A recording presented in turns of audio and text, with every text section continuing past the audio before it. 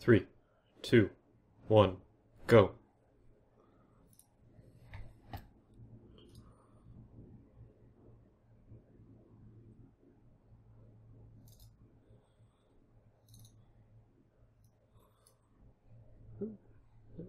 No.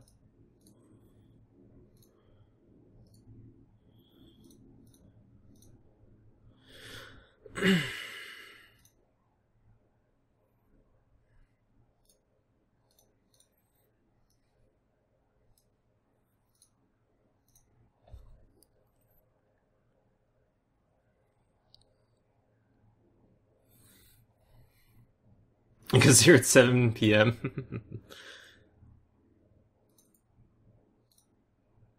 Anisha, I don't know how long you've been holding on to that GIF, but 2 thumbs up, sir. That is amazing. I was going to upload a GIF, but now I don't need to, because that GIF, you couldn't hear a word I said. Anisha, I don't know how long you've been holding on to that GIF, but that's 2 thumbs up. I was gonna be uploading a GIF, but now I don't need to, so thank you. I was adjusting the microphone, Anisha, please don't mock me.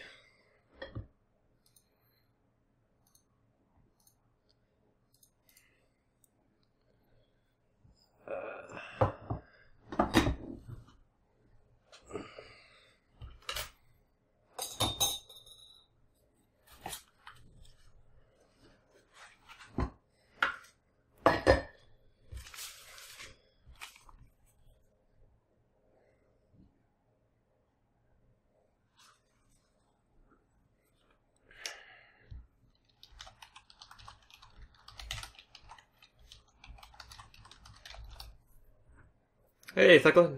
Dying Crow, how's it going, guys? Just my thingy thing here.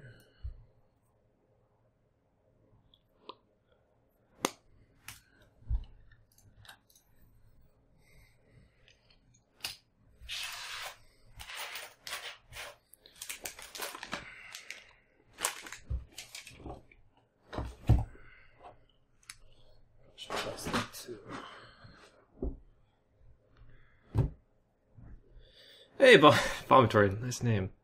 How's it going, man?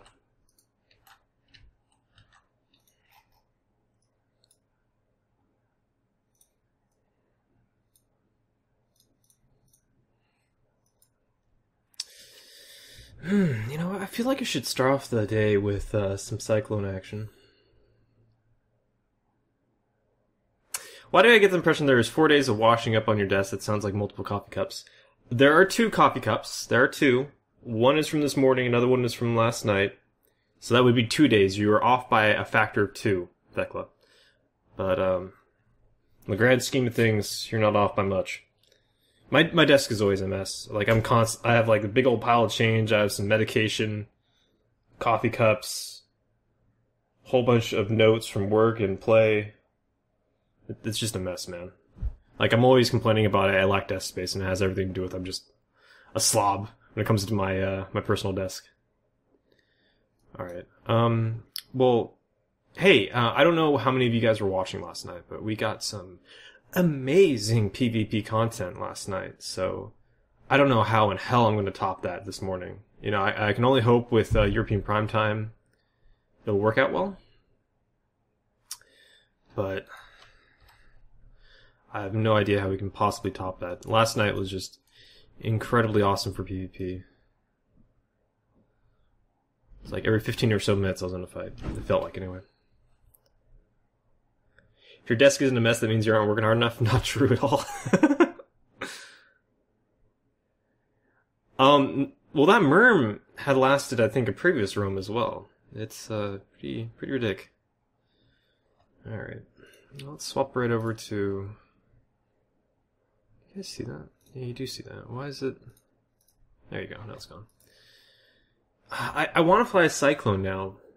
I really want to fly a Cyclone. I have an LSB fitting for a Cyclone, which I could do. I don't necessarily think that's what I should be doing right now. I feel like the large shield booster Cyclone really relies on blue pill, or not blue pill, but crystals to make it a real thing. Otherwise, you're really going to struggle even against one gank cruiser in today's meta. There's so many cruisers these days that put out loads of DPS. The thing's really going to struggle. What I might do instead is do another XLASB burst tank Cyclone and see what kind of work I can get done with that. I really do want to try out this fitting, this LSB fitting. For those that are curious, this faction mod, the DG large shield booster, it's like 5 mil. This fitting is incredibly affordable. So, I want to try this out at some point. I guess just not today, not immediately today. Alright, let's fit up another Cyclone. I also kind of want to do a Ferox. I have a small gun Ferox that I think would be fun to fly around in. In fact, I might just do that first. I think I might just do that first.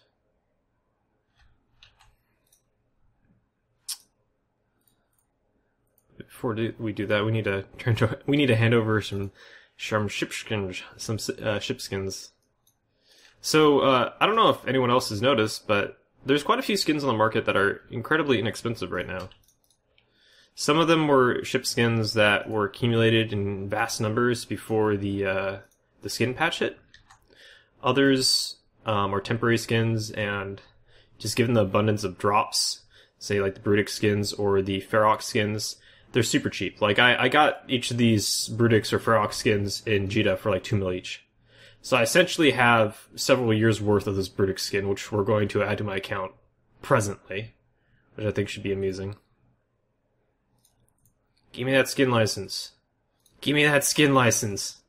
Give me that skin license. There needs to be an additional selection here for when you have multiple skin licenses and you want to consume them all. Give me that skin license. Give me that skin license. Oh man. One of the cooler things about this too is that they are updating the Serpentis skins, reverting them back from space camo to being like this all black sort of look, which is gonna look amazing. I believe that skin's currently on the test server with the reverted / updated Serpentis skins. So our Brutixes are gonna be gorgeous for a couple of years. Nom nom nom nom nom nom nom nom nom nom nom nom nom nom. Ship skins. This Aliaster skin is like 120 mil. So I mean, you can buy quite a few of these skins on the Aura market, which is kind of expensive. Alternatively, you can check on the market. The tier 3 battleships, all of those skins were on the market for a long period of time. There's a lot of people that were sitting on those skin ships when they had less cost to them. So the price is pretty low, ISK-wise. So I picked up a couple of those as well.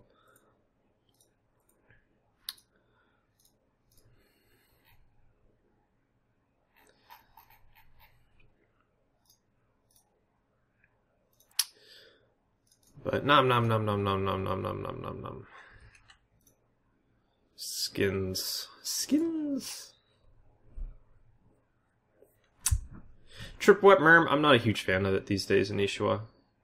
The big reason is that you need double cap booster, which means you don't have the capacity for an MGD. I really like having an MGD on my BCs. The other part of the Triple Wet Merm is that all the low slots are dedicated tanks, so you're just this big fat tank with very low DPS. And I think in today's metagame, that's not as useful as better damage output, being able to kill things a little bit more quickly, better mobility.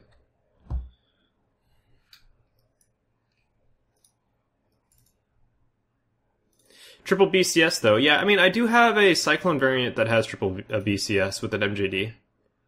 It doesn't have a medium newt though. You can even add a drone damage amp. Yeah, I was thinking about that for the Cyclone. Hey Brandon, how's it going? If only we knew a UI developer that could make that happen. Yeah. I guess we're stuck, Thekla, with activating a skin license about 50 times, getting carpal tunnel. Sard now has a lifetime subscription to the local paint shop. Yes. Triple rep Merm with a buddy though, classic gank and tank, yeah. Yeah, that's very classic. So you throw the triple rep tank at your targets first, get everyone shooting that, kind of bait tank it a little bit, try to make sure that you're keeping it interesting, and then you have a buddy with like full gank, come clean house. The way I like to do that actually is either run double Merm or Brutix Merm, have the triple rep tank on the Brutix, and then do a gank Merm, or have the same sort of thing where I have a gank Merm and a tank Merm. I always like to have my tank on the ship that people don't expect to have the tank. And the nice thing about the Brutix is that it has the same rep bonus. It just has one less mid slot for tackle. Alright, so we now can make this Ferox pretty. The Lydie skin is awesome, but it's very expensive. I can pick it up, but I'm not going to pick it up. From the Orm store. I didn't really see any of those that were not at the Orm store.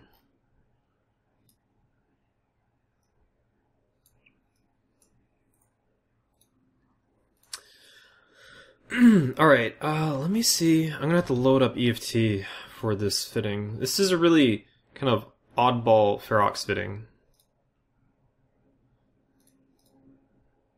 So it's light guns, which is, I think, kind of weird. Okay, double overclockers. That's what I wasn't sure about. And you know what, guys? I'm gonna swap over to single client here in a moment. I was thinking about doing links. I'm not going to do links just yet. I'm going to do a single client for the Ferox stuff. The Caracal warp position, wings in attack position. Yeah, it's nice when you're in warp, you're in attack position. So when you come out of warp, you're then in diplomacy position. How does that work, Rainbow?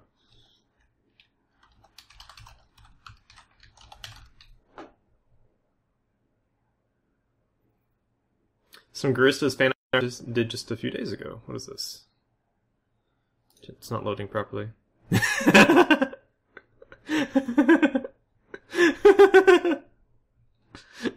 That's amazing. Oh my goodness. Oh, that's a keeper, Brandon.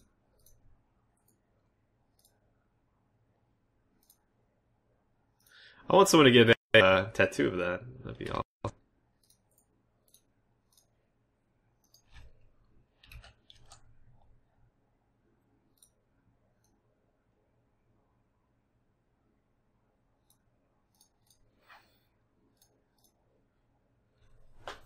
It was a commission for Zhao. It's awesome. That is awesome. Alright, let's get this thing fit.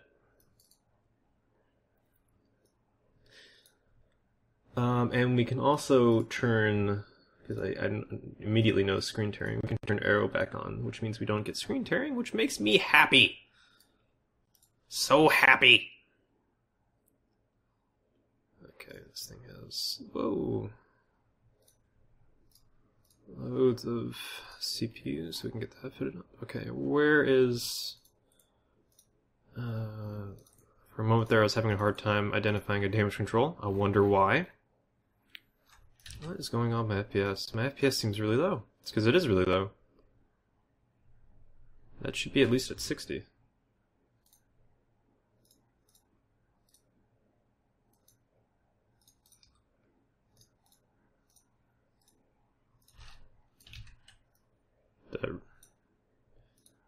Alright, hold on a second, guys.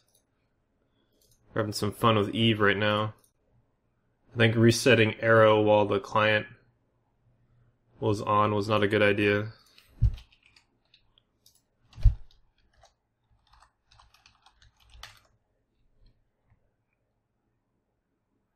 Why Chinese guy, Thekla? Why limit myself to Chinese?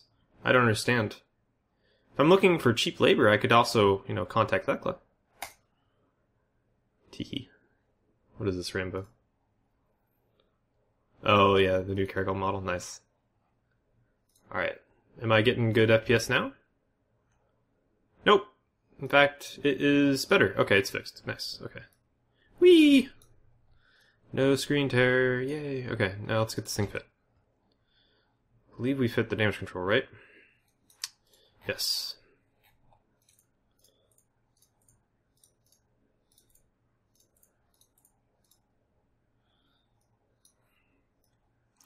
So, as I was kind of talking to earlier, this ship is kind of weird in that I'm using small guns. The Ferox has a very large number of weapons for a battlecruiser these days. It has 7 turret slots. But it doesn't have a turret damage bonus. Instead, it has a resistance bonus and an optimal bonus for medium hybrids. Which pretty much means that you don't really have to worry too much about the type of weapon you're using. It's a consideration, but it's not a huge consideration.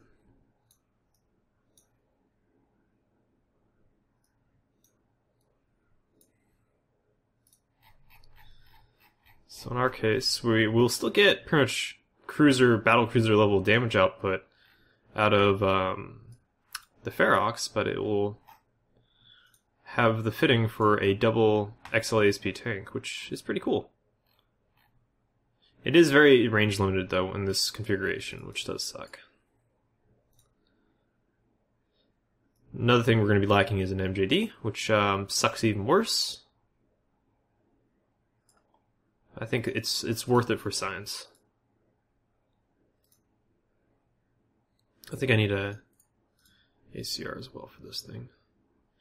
Oh man, it fits like a glove. The only thing it doesn't fit like a glove is power grid, but we're so low on CPU, I'd have to drop this guy down to meta to make this like, say, a Tech 2. And I don't really care for that. Okay.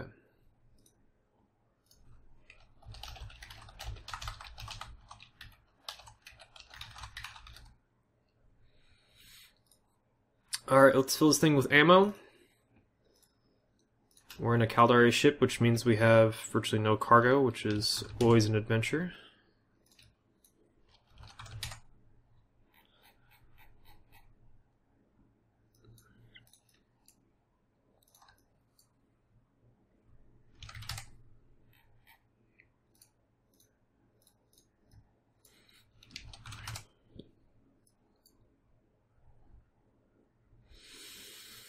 Another kind of cool thing I didn't even really think about is that because I'm using small guns, the amount of pace that I really need is a lot less. Pace is much less of an issue for this ship, which is kind of cool. Didn't really think about that.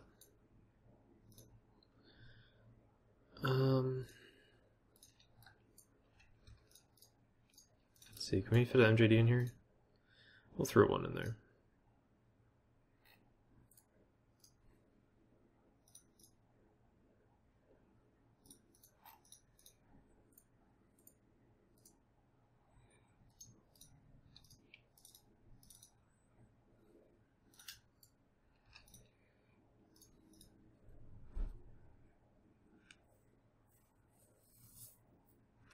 I flew a light neutron blaster hull tank Talos the other day. I couldn't help but think of you, Sart. So glad to see my fantasy finally becoming a reality. Close enough, anyhow. Oh man, so the Talos, yeah, it's kind of an expensive ship to be doing that, but it's definitely something that most pilots are not going to think twice about. It's like, oh, it's a Talos, kill it! Oh goodness, he's tracking me perfectly, and I'm a frigate and I'm dead, sort of deal. Okay, so anyway, we are about good to go here. I think we've got our pretty skin applied. I got ammo, got drones, pill running. Let's do this.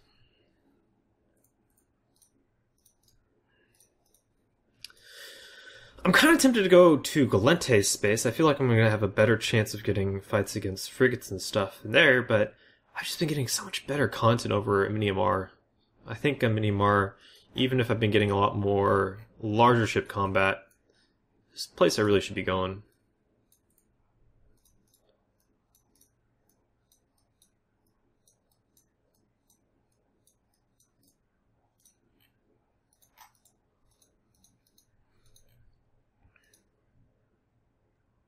Just under 800 DPS on a small gun Talos. What? What are you? What? I mean, you don't have a damage bonus, but you have 8 guns. 800 DPS? Is that like overheated triple mag stab with Void? I'm having a hard time coming up with 800 DPS on a Talos, even with 8 guns. I mean, if I overheat with antimatter, I'm getting 500 DPS, and I have 7 guns and 3 mag stabs. How do you get 800 DPS with light guns, with small blasters? Something seems not right. I'm only 1 gun off from you, and Void is going to add all of maybe 100 DPS.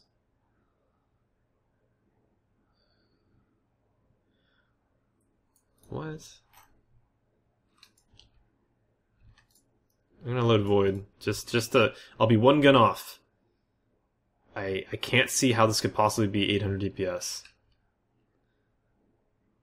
Even with drones, you have no ability to get 800 DPS. What black magic are you working on that ship?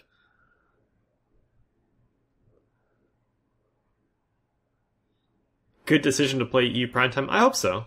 Hopefully it'll be a bit more active than normal.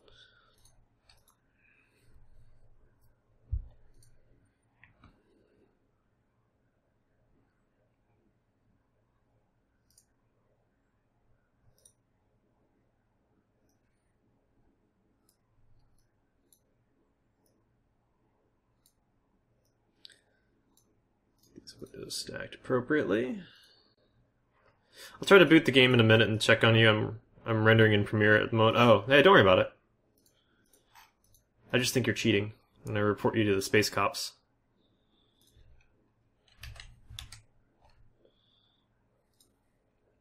Don't worry about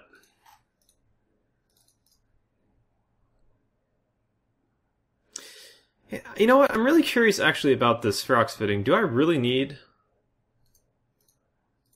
Oh, I don't need an ACR. I'm an idiot. I was wondering why I had 300 power grid spare on this fitting. I'm just looking at it on EFT right now. Okay, well, we're gonna swap that rig out. I might put on either an anti-EM rig or a warp speed rig. Probably a warp speed rig. When I get over to the war zone. Yeah, it's gonna be a warp speed rig. I like going fast. Whoops. That's okay. I don't know, why did it... I'm thinking of the Cyclone. The Cyclone needs an ancillary current router rig for the double XL ASP. The Ferox does not. The Ferox has pretty awesome power grid to accommodate 7 medium turrets. When you go light turrets, oh man, suddenly you just have power grid for days.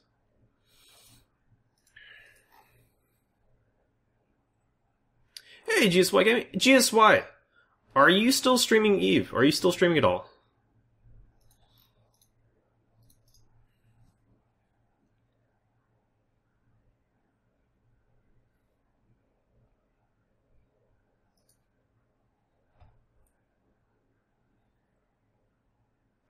That goes AFK? Oh, you are, okay. Okay.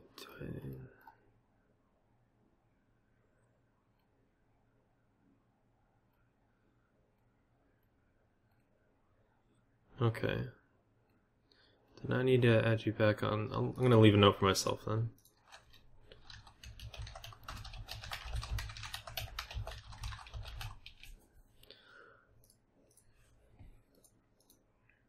Do I see a small blaster Ferox? You do, Weshel, you do. Yeah, I was cleaning out some of the inactive streams in Fragbox, and I kind of sort of nuked your stream, so I'll be putting that back on.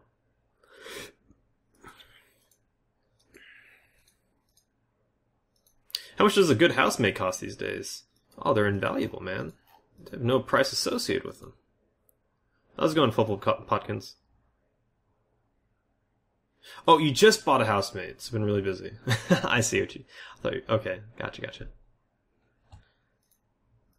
Good help is so hard to come by these days.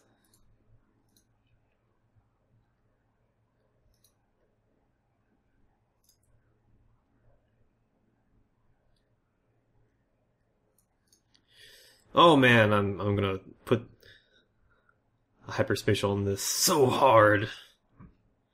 The hyperspatial rig will be real. In fact, I'm just gonna check for market right now. Hyper. Oh, it's so tempting. –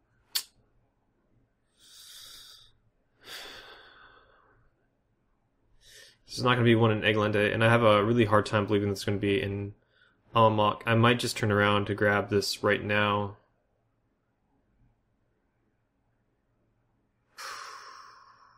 We'll sit on it. Ignore the incursus. That's totally not me stalking. Oh shoot. Okay.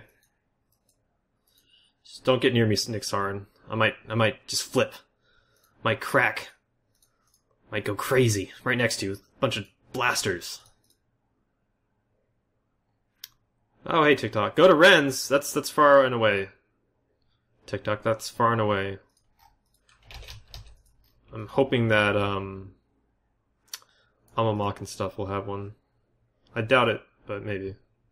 You know, speaking of markets and things, I probably should check to see if Sirikar area still has an incursion. Which, of course, it does. Okay.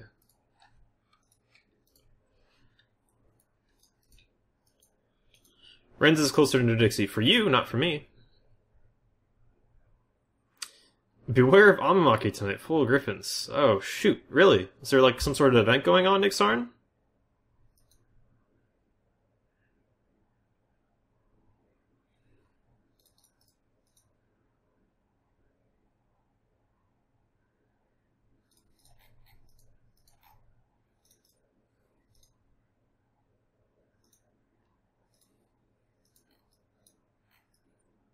So how small are the guns on this battlecruiser hull? I don't even see them. It's because they're stowed. Oh, they're tiny. They're so small. There was a picture on Reddit of an Enyo using, I believe, large autocannons. Like, well, not large, medium-sized autocannons. And they look so huge on the hull relative to this ship. They look awesome. What the funny thing is, turrets used to be that big on frigates. They used to be just enormous compared to the frigate. It was pretty cool.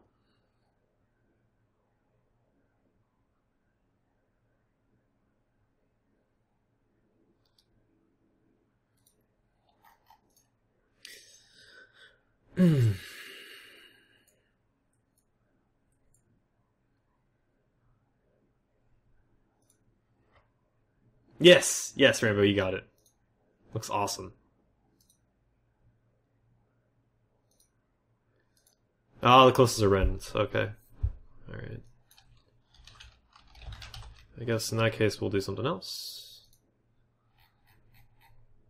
Some for sale in system for quite a bit.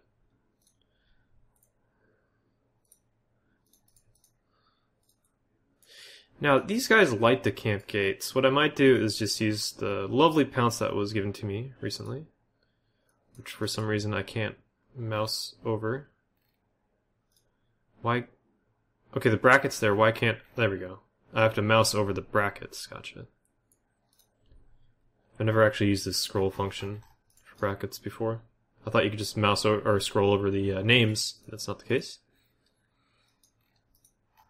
Is that picture real or photoshopped? I believe it's real. I think the way that works is that those guns are offline.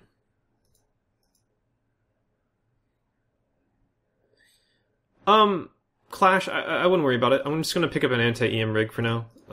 It's not too big of a concern. There also may be one in Hula. I'm gonna be heading that direction eventually. Naglfar. That's a lot. That's a lot of dudes. Nothing on the Amamok gate, though. Okay. Don't really have much desire to get combat with this number of terrorists in system.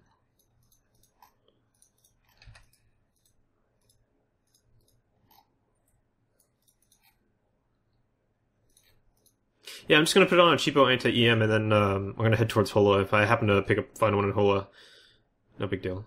I'll pick one up there, and if I don't, then I'm still going 2.7. It's not too bad.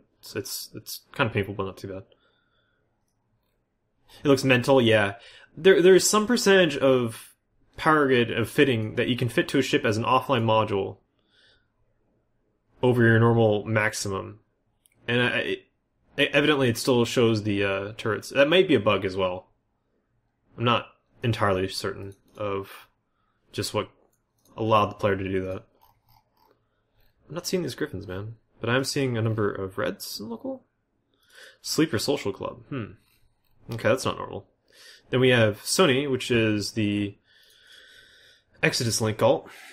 So Exodus may be active or just AFK, I don't know. Bunch of Tristan's on scan, okay.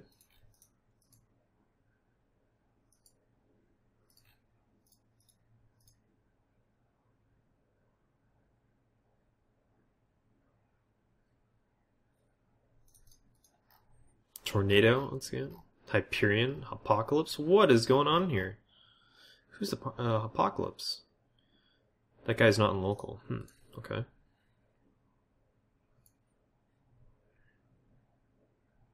It doesn't look like an abomination, it just looks mental. Looks awesome. This is like what an Enyo is meant to look like. I am Gankfoot. Prepare to die. I gotta say, I'm kind of tempted to put on an anti-thermal just because EM is not the most common damage type. But I will plug the EM hole. Oops. Get out of here. Not even good. Okay. The guys behind the ship models do an amazing job. I mean, I find some of the art changes questionable, but yeah, the what they do with the models and what they do with the ships themselves, yeah, it does look really good. I don't always agree with the art direction, but it doesn't stop me from appreciating the art. Like, for example, I really don't like the what do you call it? The Blackbird model. I really don't like it. I think the Falcon skin on that model looks okay, but I think that model is very Uneve-like, and I don't really appreciate it. But it's still very detailed and intricate and pretty cool. That's how polarized weapons are supposed to look. There you go, Rambo. That sounds about right. Okay, I don't have an MGD. I just realized I done fucked up. Warping to 100 km from this Oscar gate's gonna do me no good. Damn it. I'm so used to having an MJD in a battlecruiser that I'm literally warping to places with the assumption that I'm gonna MJD on top of something.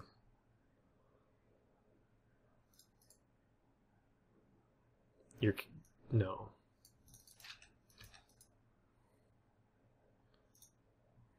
Just fucking move. Before he realizes his mistake.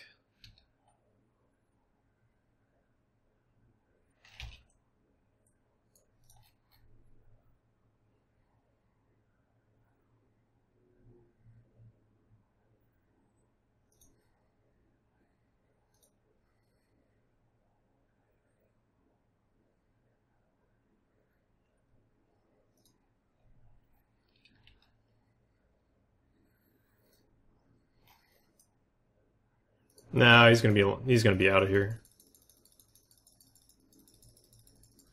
Give me an MJD game!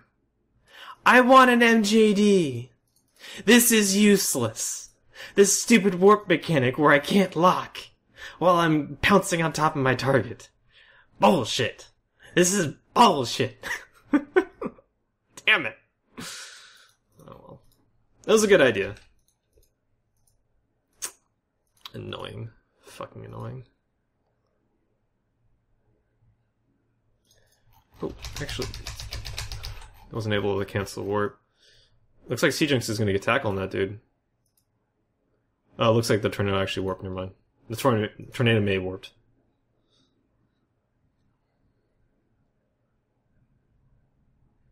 Lister said X? What does that mean? He's no longer in local. Did Sea-Junks get tackled? I don't think he did.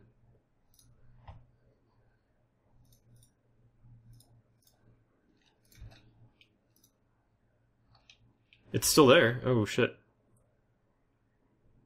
I'm gonna warp that back there at 0 and see if anything's happening. I'm regretting not having that hyperspatial more and more. I'm flying a lobster today! Some sort of space cruise. Oh my gosh, how do you say that? Crustacean? How do you say that? I forgot. It's been so long since I've said that word.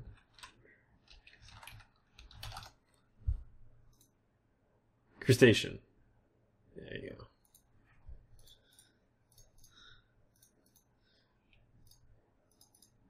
Well, if he did catch it, that tornado is probably close to death. It should be a no-tank RD Tornado. That warped off, never mind.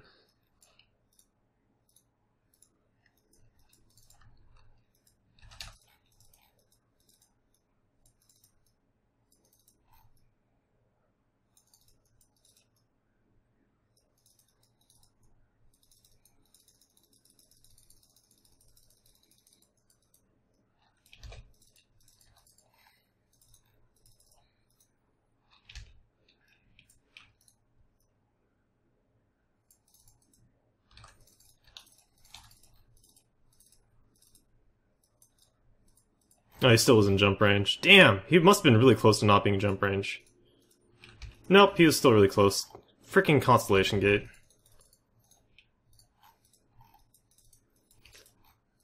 And this Hyperion's warping off instead of trying to engage me? Go figure. He would have been in pretty good position to destroy my vessel.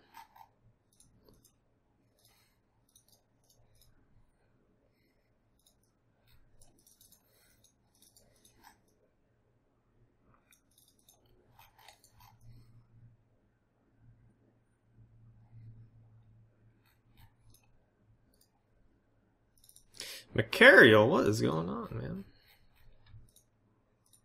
At range, no less. AC fit.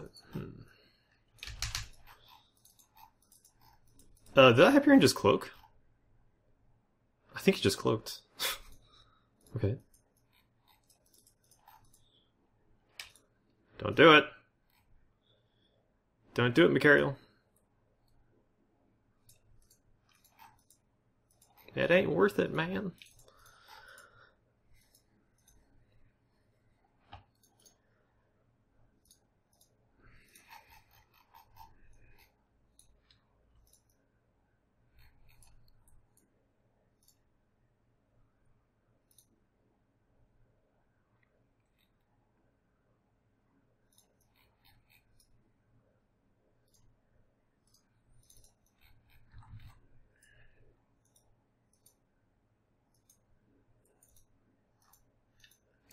Ow.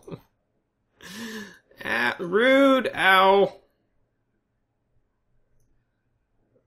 So he just gave me a love tap so he can engage me later. Alright, well you do that. Have fun. There's very little I can do against that shit. I'm not going to be able to get into the guns of a Machariel. Not effectively. I was kind of hoping that there was going to be some third-party action going on there, but things weren't warping in. I wasn't getting things on scan, so I'm just going to move on. Man, it's one of the greatest issues I'm going to have with a Ferox is if I just don't get a frigate gang to engage me, then I'm very immobile, I'm very slow. I'm going to be eating 400 charges to keep my tank up. It's kind of frustrating in comparison to, say, the Myrmidon. Myrmidon, you have a Tech 2 medium armor rep that you can replenish your buffer with without having to consume ammo, for the most part. Whoa, what's going on in Golem God? Why is there so many... Is this all Periphery? Something tells me that Periphery is, in all actuality, an EU time zone alliance. And I'm just really bad. Okay. I did not realize that. There's like a zillion of these guys on. Goodness. Goodness. Oh my goodness.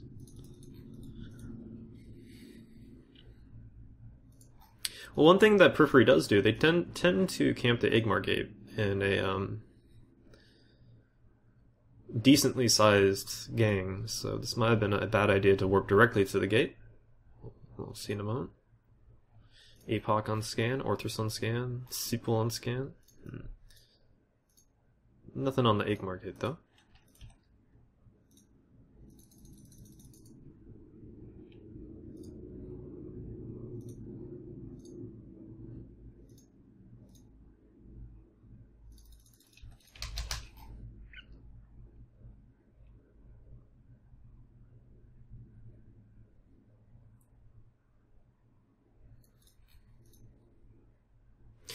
I don't think getting an engagement here is the brightest idea, but I'm very enamored with the idea of trying to kill a Sepul, so that might be fun.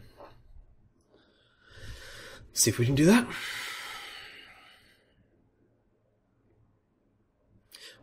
you don't have a. I mean, you don't have an insignificant number. I mean, I guess compared to your normal alliance activity, TikTok, your U.S. primetime activity is abysmal. But from what I've seen, whenever I'm online, it doesn't look all that bad. It just seems like you're a small corp when in reality you're not.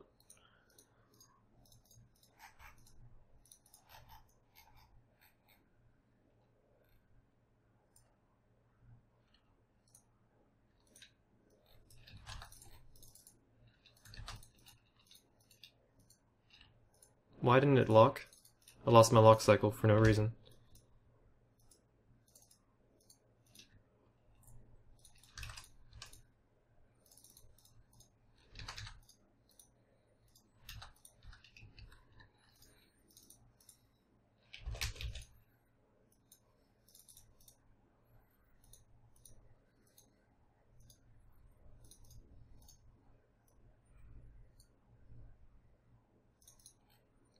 Feel the power!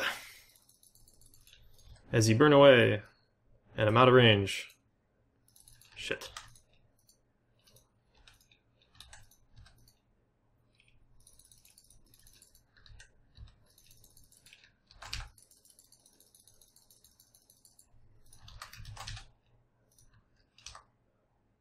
What did he warp to? Oh, there was something in that direction! God damn it!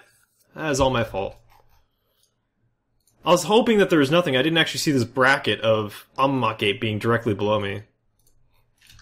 Well, it was going to be a bitch to keep up with him anyway, but I think I was in scram range for the most part. Damn.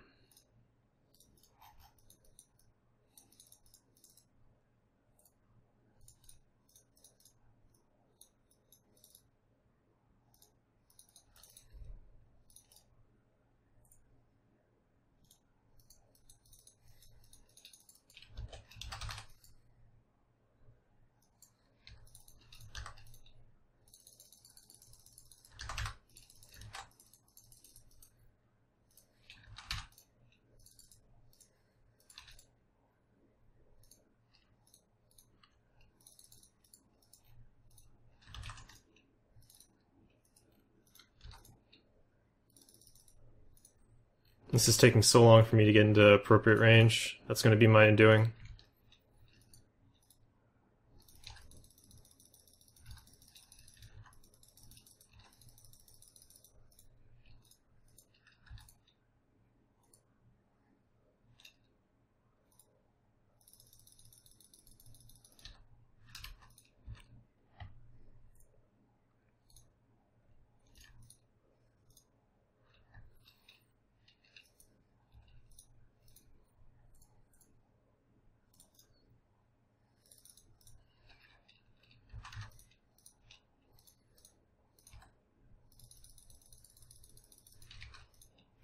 This freaking tornado volleys, man. I'm not gonna make it. I'm not gonna kill this guy. And I'm jammed. Oh. Good fight. Just gonna turn off my tank. Yay, ECM drones! Hallmark of all good solo PvP.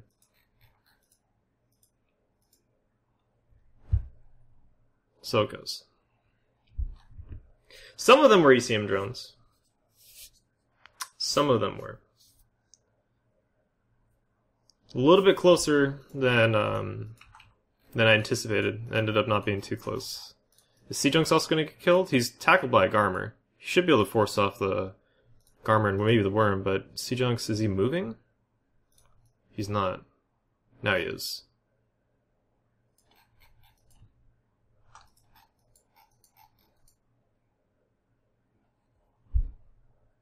I waited for it, Moonkiller.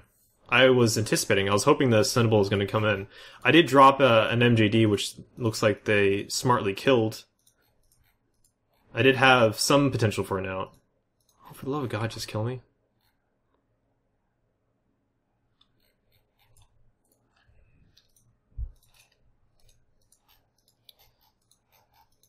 One, if the...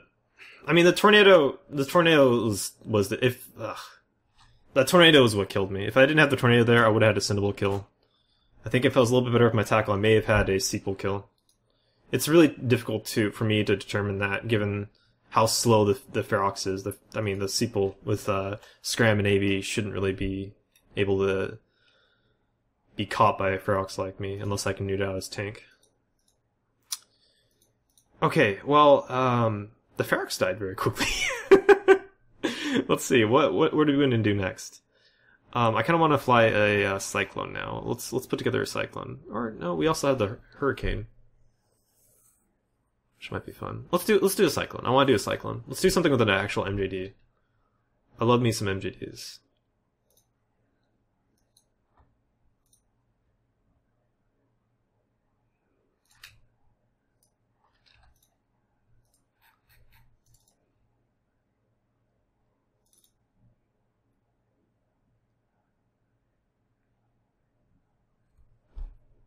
Hey Zao, how's it going, man?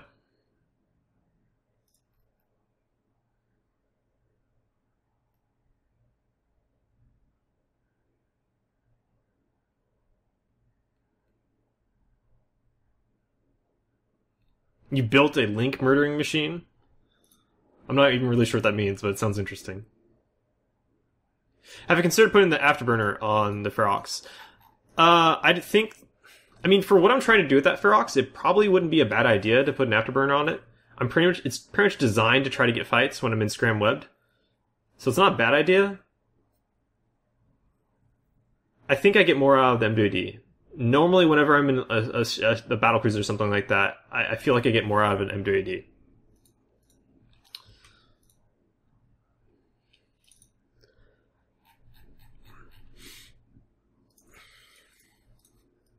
General mobility is better. I actually have the ability to say reapproach gates, things like that. It's slow, but it's better than nothing as far as speed goes. Or it's better than an AB in most circumstances. Once I get tackled, then the AB's nice, but your mobility when not tackled is it's appreciable. It's something that you don't really count out. Or at least I don't count out.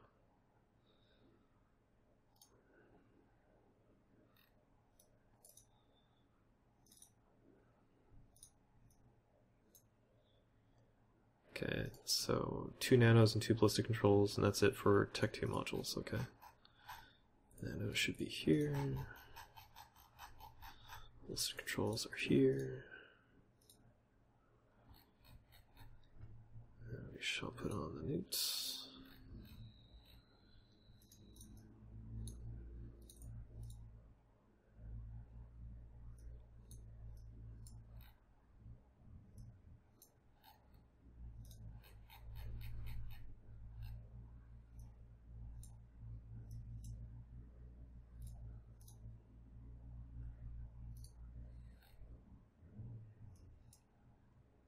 And for rigs, I was doing a, let's see here, let's look at that Lost Mail again. I know I was doing Warp Speed rig and what else?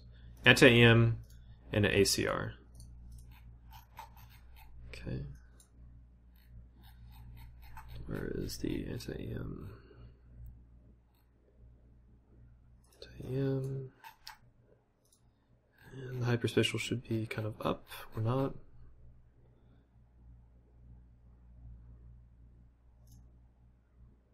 There we go. What's the issue? Why can't I turn that on?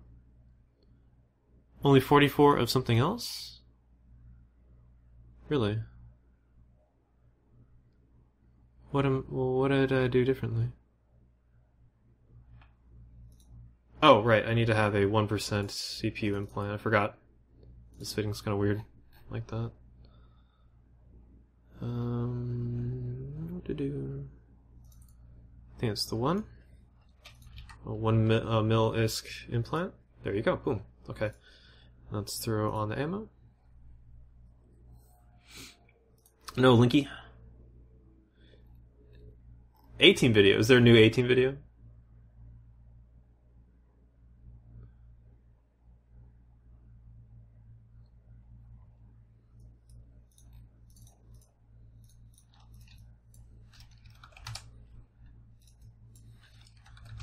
It's so rare for me to actually use Javelin missiles on a Cyclone.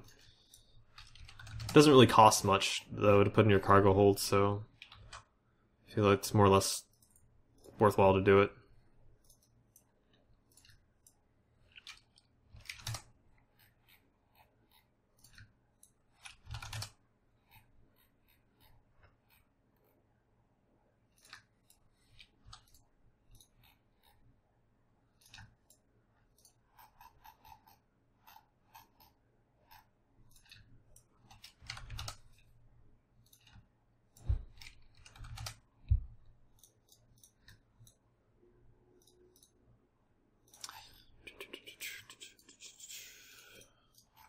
Really, I can only fit one?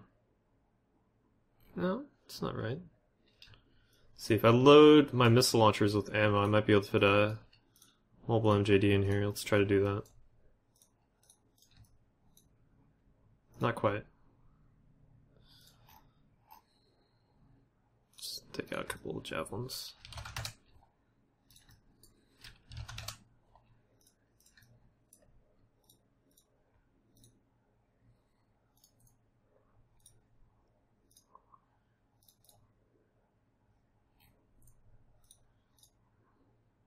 Nice. Good drug rolls.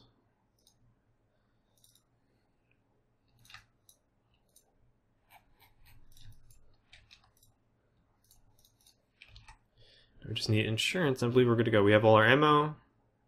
Okay. Let's insure it. Okay, so this is more or less my updated Cyclone fit that I like to run around with. It's a burst tank. Haven't really been running around with a sustained tank Cyclone for a very long time. Because I like the utility of having an MJD, and I really think it's necessary to have a web of fire on Cyclones. Doesn't have huge damage output. That's enough with double ballistic. It's very mobile with the hyperspatial MJD. Double nano means it's going pretty fast. It's a pretty interesting battle cruiser. It acts like kind of like a slow cruiser. It's putting out pretty much cruiser damage output, but it has 2 utility highs, 1 medium newt, 1 small newt. It's pretty good against frigates because of that. If you feel like your warp speed's okay, you can very easily drop this warp speed rig for a rigger and do even better against smaller targets. I roam a lot, so I think having their hyperspatial is very important for me. Yeah, very nice roll. Well, one thing I did have pointed out to me is that if you set your home station to any station that you're in, let's say I'm basing out of a station that doesn't have medical services, I can set my home station to that station and my clone will spawn there when I die, even though that station doesn't have medical. A lot of old players may not know that. So it means that if I get a bad drug roll, I just undock, have one of the station campers kill me, or suicide my pod, whatever, and I just do another drug roll. For a little bit more expensive ship, this Cyclone's probably going to cost me about, I don't know, 30 mil after insurance, something like that. I think it's worth it for resetting your drug rolls if you get a bad roll. I always go with 2 ASB. This is kind of like a kiting Cyclone. I don't really kite with it per se, but I have the potential with 20 to 30 km range on hams. It's more just a highly mobile Cyclone that can run things down. So without any snakes or off-grid boosts, I'm going 1.5 without heat, about 2 km per sec with heat, maybe a little bit over 2.2 km per sec with heat. It's really nimble for a BC. It's something that a lot of players may not realize that a Cyclone is capable of. So you can run down cruisers and knock them out. Given that it has a burst tank, though, it's not a dual ASB, it's a burst tank. You pretty much have the tank to maybe kill a cruiser, like a faction cruiser. And that's typically how I fly these Cyclones. I fly them to more or less trade with expensive ships. So I might try to throw this against and kill a Seeple, or I might throw it against like a faction cruiser, something like that. That's usually my approach with it. It's very well. It's not too rare, but it can be kind of rare to actually get a reload on this ASB. But one thing I'd point out is that it happens a surprisingly often number of times where you kill something and you have very low DPS on you, and you can actually get a reload on your ASB and keep fighting. More often, I nude out tackle, and then I can warp off, then get the reload and boost up my tank and go back into a fight.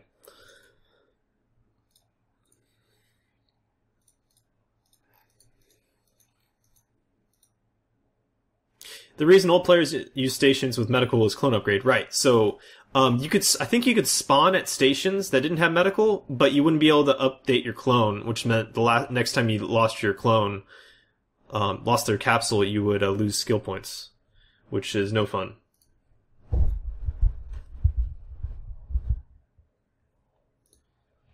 That's correct. Zhao, yeah, that'd probably be a good idea. Next time you're in Amar, just set it. I think you can actually do that remotely because I think we have an office in Amar. We may. An Amar office would be really expensive, but we may actually have that Zhao. That's something to consider. Oh, no. I think it's our home station for the corporation. That doesn't cost anything. I don't think you need to have an office to do that. I don't think, anyway. Let me... Where the fuck is Corp? Corp. There it is. Where would you see this information? Yes! Our home station is the Mars station, so you can set that remotely if you want, so.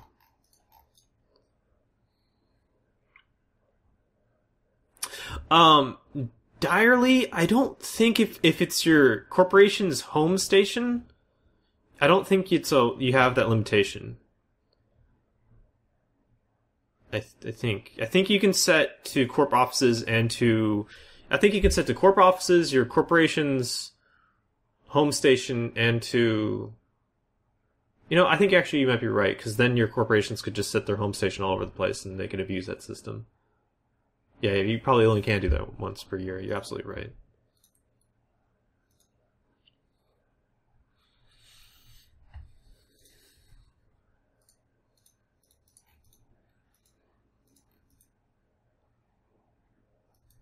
What bomber are you using, Loco? Manti gets 5k alpha with Polaris Kinetic, so I guess the others are the same with proper torps. Yeah. The only difference between different bombers would be the number of load slots you'd have. But I think for fitting, more or less, you're going to have the same number of ballistics on different types of bombers. So it's more about using what type of damage for different types of targets. So against most Tech 3 Tech 3 cruisers, you're probably going to be doing EM or explosive, I would imagine.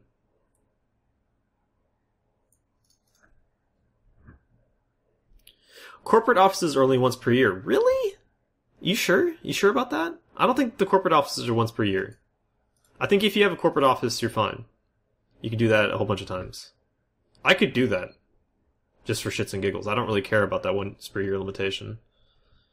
Maybe the next time I die I can do that if you can remind me.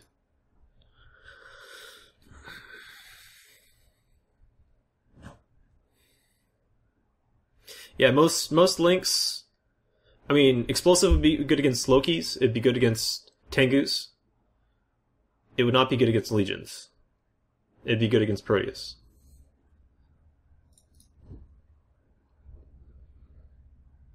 Honestly, don't see that many Link Legions these days. I see mostly Tengus and Lokis.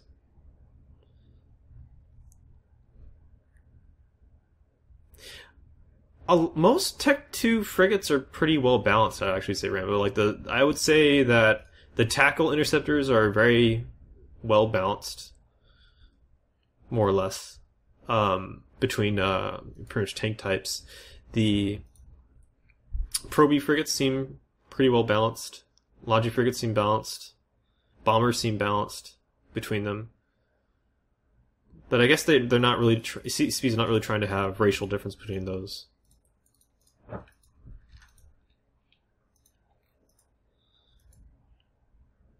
I heard something about losing SP and updating your clone. I thought they'd remove that, or am I missing something? You're not missing anything, Ellie Mag. We're just talking about old mechanics to the game. I was talking about how you can set your home station for your clone when you die to a station that doesn't have medical these days. That's something that I didn't know about, and that was pointed out to me, and has been very useful for me. Redeemer, uh-oh. Got some shenanigans going on.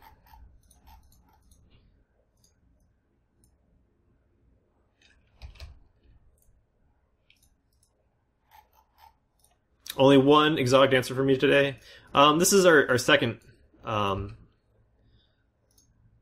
morale encourager for the day. The first one I think may have perished. Let me see. Hopefully she didn't die.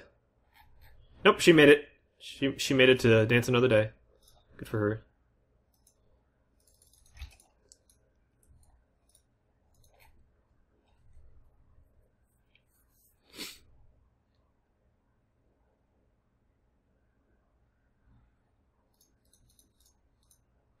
Ishtar, huh? He wouldn't be at a meeting, is it? Would he? Didn't think so. It's probably off scan at this point. No, he's still on scan. What the hell? Interesting. Is that 30? Is that actually stuff on scan? So it is. He's probably at station. Okay. Just gonna move through them.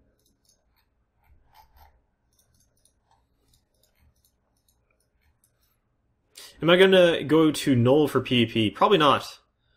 Vegan Mon Trainer. Probably not. Not anytime soon. I tend to get a lot more fights in low sec. It's a lot more fight rich, fight dense. When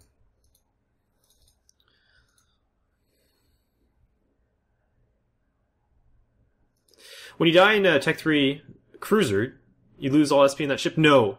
What will happen is that you'll get the highest level for one of the cruiser skills knocked down a level. So what will happen, so if I look at my skills, and I go over to subsystems. So for my subsystem skills, if I die in, like, say, a Legion, one of these skills will get knocked down from 5 to 4. Every time I lose a Legion, one of these skills will get knocked down. If I had everything at 4, 4 or 5, and then one of these would get knocked down from 4 to 3. And the thing about these skills is they're all rank 1 skills, so at maximum they're going to take about 4 days to train back up. So it's kind of a big deal, but in the grand scheme of things, for a older player that's in a Tech 3 cruiser, it's not that big of a deal to lose the ship. It only matters if you start losing a whole bunch of them, then your effectiveness with that ship will go down. It's actually a mechanic that is kind of in hot debate with Tech 3 cruisers, kind of in being in the limelight for getting a balance pass. Whether or not CCP should hold on to that mechanic. I'm nowhere near that guy. He just went to Star. I think he just went to the Star. It looked like he just went to the Star. If he went to there at 0, I'm going to be kind of pissed. I'm hoping he's going there at combat range like 50 to help out a friend of his.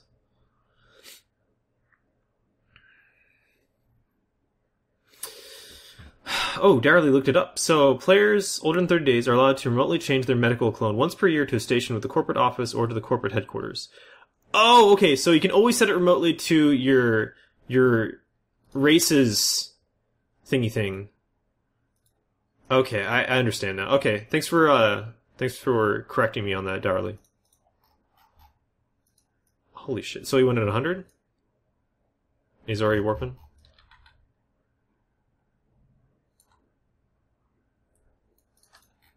Interesting. So he was aligned when I got here. I do warp faster than him, but he's already in warp. That is a long warp. And the amount of speed I have over his ship is so minute. He should get there way before I do.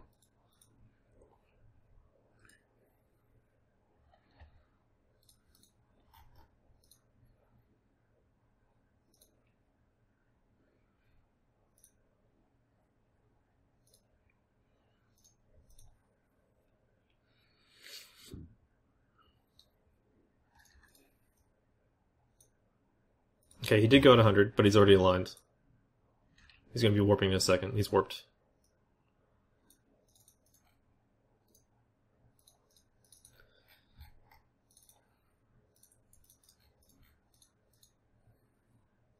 Osprey Navy issue. That's a very rare ship to see in space. What's that guy doing? And a Loki. Maybe Lynx.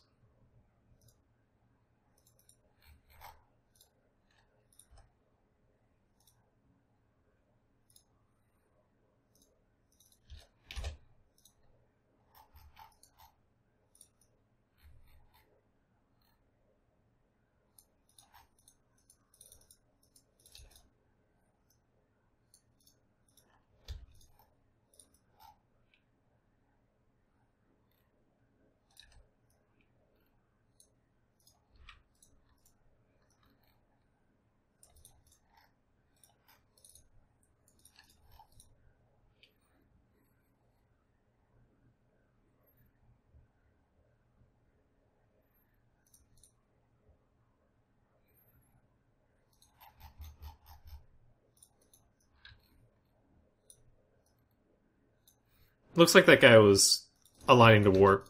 I'm going to try to decloak him regardless.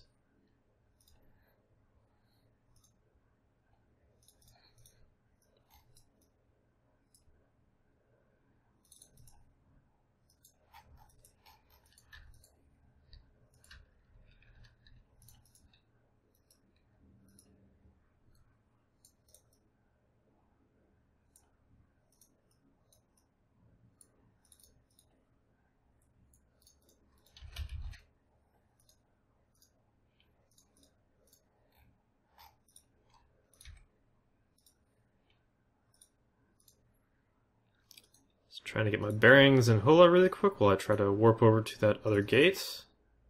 Not really seeing anything at Plexus, so we'll try to run down that much more nimble Osprey Navy issue. It's a very rare ship to see. I think price-wise, it's probably not too expensive. As far as I'm concerned, the Scythe Fleet issue is a much more nimble, more effective ship for what the Osprey Navy issue offers. Osprey Navy issue has a range bonus in comparison to the Scythe Fleet, but it's not damage locked to kinetic. It's not locked. It has a 5% damage to other types of missile, but yeah, that thing's too fast. Okay, let's check the map while we're chasing smaller ships and getting frustrated at not catching things. Maybe there's some big combats going on somewhere nearby. That doesn't look too bad. Can try that.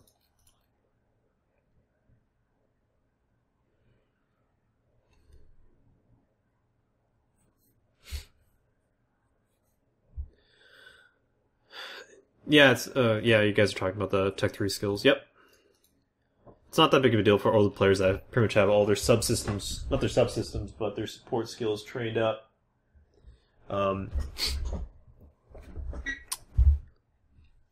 Going immediately to retraining a skill isn't really taken away from their skill plan. Whereas for a newer player that got into Tech 3 cruisers because they don't take much SP to get into, it can be very frustrating if you lose your T3 cruiser.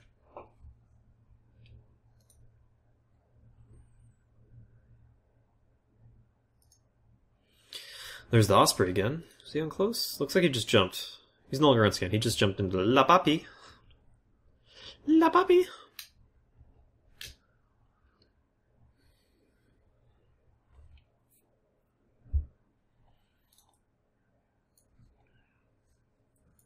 This is part of what I was really surprised about last night when I was roaming around and getting a lot of fights on stations and gates against bigger ships. This is not normally what you see in FAC War. In FAC War, it's more about being cruisers and smaller and having the ability to go into complexes. That guy is so nimble. I think the Osprey is a fairly nimble ship, but he's warping in like 3 seconds. I'm going to assume he's nanoed. Old man gang, yeah. He's probably going to be in a nano fitting. Now, one thing about the Osprey Navy issue, it does have way more tank potential than a Scythe Fleet issue. It's pretty nimble. It's going to be, if I get a tackle on it, it's going to be a bit more difficult to kill. But I still should be able to put it down quite effectively.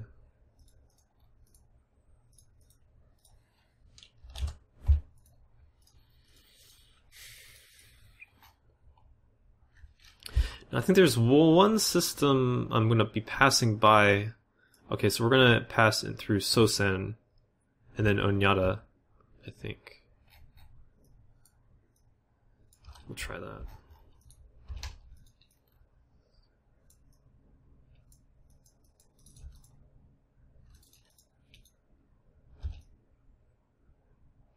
Osprey just jumped. Damn, I was going to try to get a bump on the Osprey.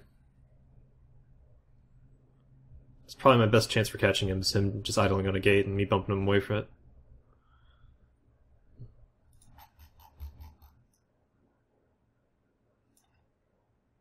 Alright, so I don't want to go to Taran, I want to go to Sosan first.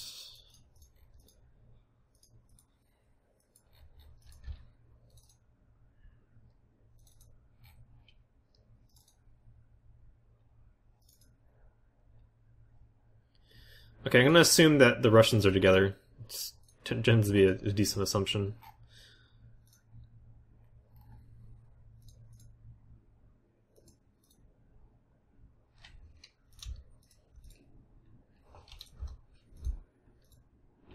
Looks like these guys are on the gate. There's a griffin. There's indeed a griffin.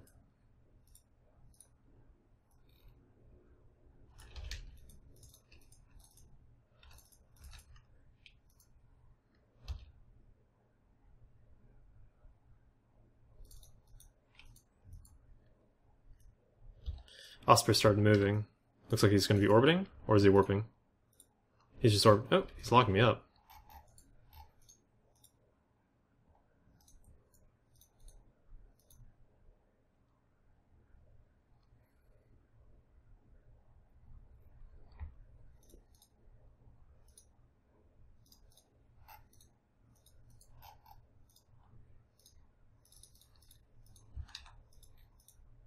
I was wondering if they had anything on the other side.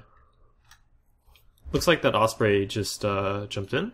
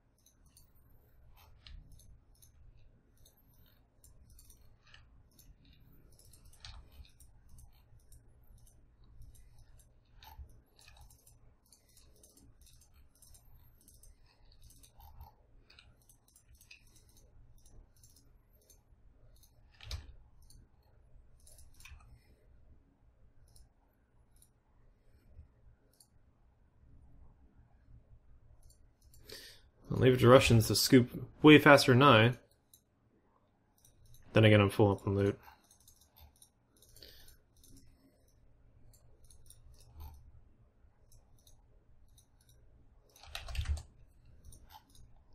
Now, they do have a Griffin. I'm kind of tempted to not engage these guys, but if they're off gate, I might try to go for one of their frigates. Here comes the Griffin. He's right back on the gate.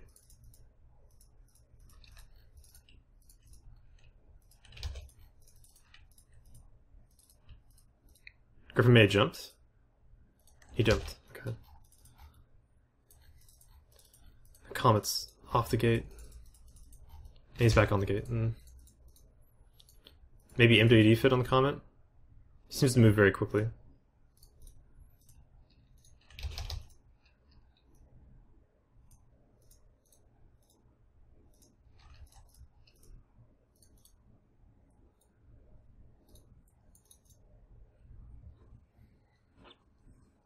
Griffin didn't land jam. It may have been too late for him to land a jam anyway. I think the Osprey was trying to get back to gate.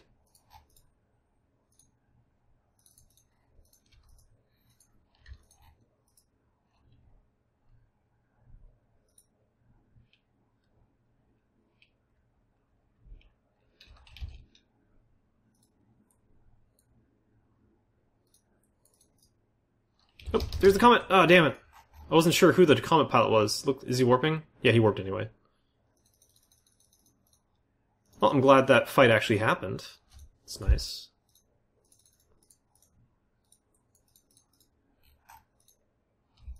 I'm not going to go to Tar Runner first. There's another system, I think it's Onyata, that has some, looks like it has some decent activity. Let's check out mid-system before we do anything. Maybe head over to Station to repair some heat damage. Then we'll head over to Onyata, it seems to have a little bit of activity, then probably move on towards Kernainen. Yeah, Griffin did land jam there, while the someone's drones with that Cinnamon landed a jam. So, you know, you're relying on luck to win. Sometimes you win, sometimes it works for you, sometimes it doesn't. It's one of the frustrating aspects, also the interesting aspects of ECM. A Prophecy on scan. Ooh, interesting. Is he at the large? Or more likely, is that just pos junk?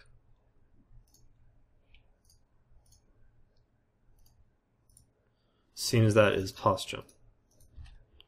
It's very rare to see things doing stuff at large outposts. In bigger ships.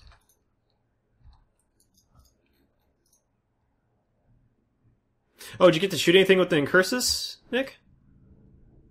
Let's see here.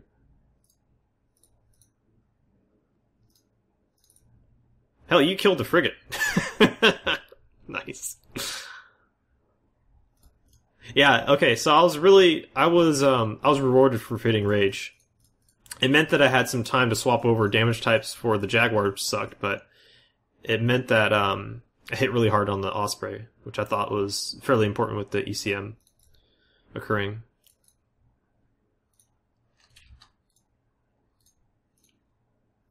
Let's see, then. Nick is linking the Jaguar fit. No, Buffer Jag, okay. One day the Jag is going to get rebalanced and it's going to be good. One day. Do I think the CA3, CA4 implants will ever be worth anything in the future compared to what they used to be worth? Probably not anywhere near that much, given that there's, probably several 100,000 of them lying around now. But they are still definitely going to be worth, yes. And they're going to only grow in value, yes. Give it time. If anything, though, I would say that most of what's going to cause their price to increase is just speculation on them. People buying them up and trying to see if they can reduce the availability of the supply. It's typically what happens with limited items like that. But depending on the type of item, that can really burn you. For example, if you try to reduce the supply of geckos, people acquired so many of those geckos through a deal at the time with Humble Bundle that it's likely going to burn you.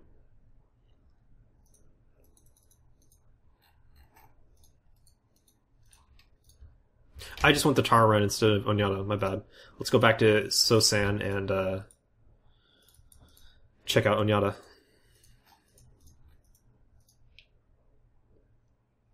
How were CA3 and 4s obtained before they were given out? They were obtained through the EVE Collector's Edition, which obviously meant they were very, very rare. Not. I think a fair number of people bought them, but not that many people bought them. Not in the order of what was given out on Eve's most recent birthday. Yeah, Darley is like, I have 650 geckos. Yes, like it's ridiculous how many those things are likely lying around. There's so many geckos, it's absurd. And people are just sitting on them. There are so many people with hundreds or if not thousands of them that they're just sitting on. And if they unloaded them on the market, they'd be worth not too much.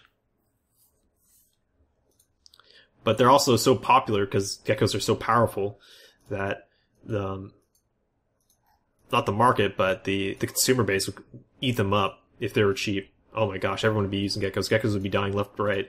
And Thekla would be like, he'd have conflicting emotions on this issue. He's like, everyone's using geckos, but they're dying in droves! Ah!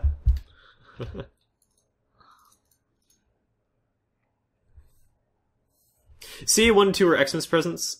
I think there's been 2 or 3 events where they were given out. At least 2.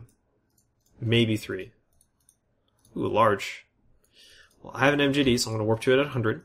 If I see something I like, I'll MJD into the fight.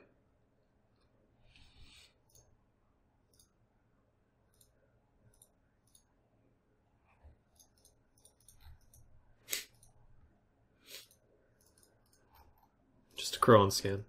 Okay. Probably not at the Plex. Nope.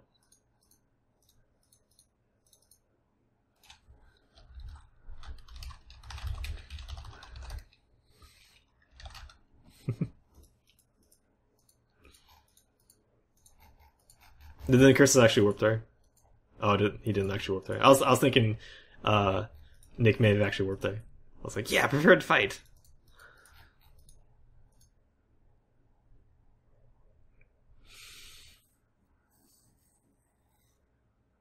Eagle, I think lots of people would love to see heavy drones implemented into the game.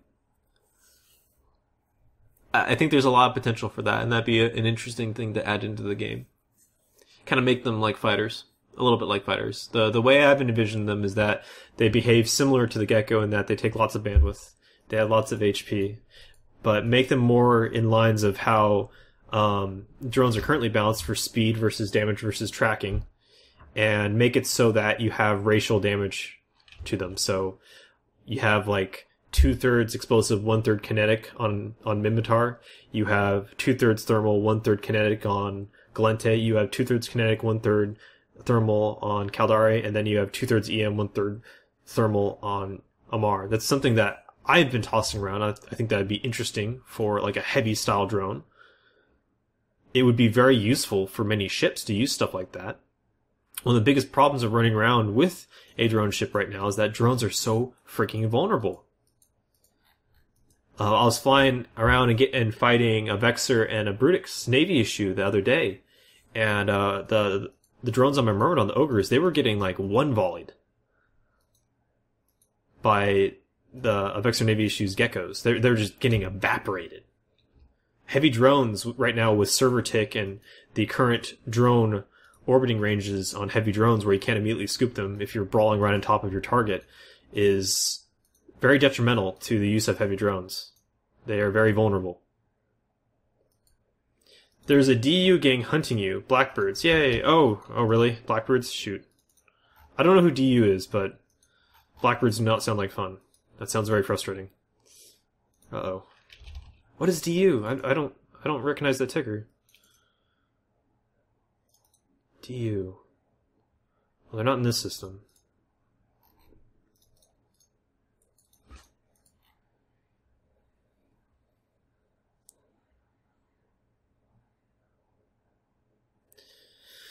I don't think there's going to be anything RZ. I don't recognize RZ as a very popular system. I think I'm going to turn around and go over to Kerninan. Kerninan tends to be a little bit better for activity. And then maybe head over to Resbroko. Let's do that. Let's head over to Sosan, turn around, head over to Kerninan, and try to get some fights that direction.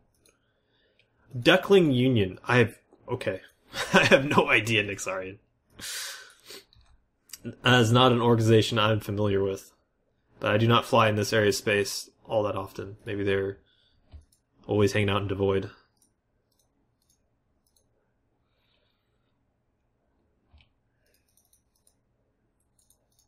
Alright, well, we're going to be heading right back over to Onyava, don't we? What Eve really needs is a sorting mechanism for local chat so you can see war targets on top of the local. I don't think Eve needs that at all. My name is Mike. Or my name, Mike. Mike is Hawk. My name, Mike is Hawk. What an interesting Twitch name. Well, Mike is Hawk.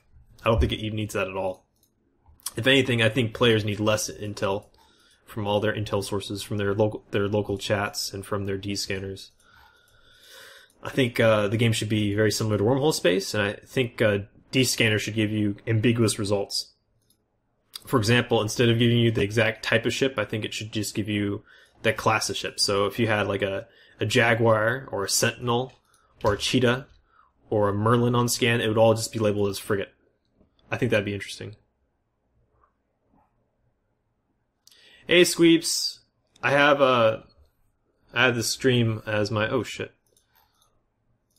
Scheduled stream today. Okay, let's see here. Can I deal with these guys? They have Logi and a Blackbird. Fuck this noise.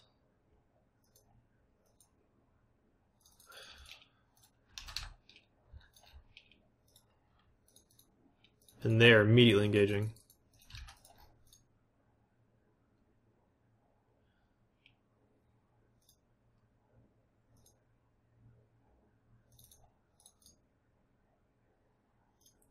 Yeah, I can't deal with this. Executor's not going to pull sentries. They have double exec. Yeah, fuck that. No thank you. No thank you. 1000% no thank you.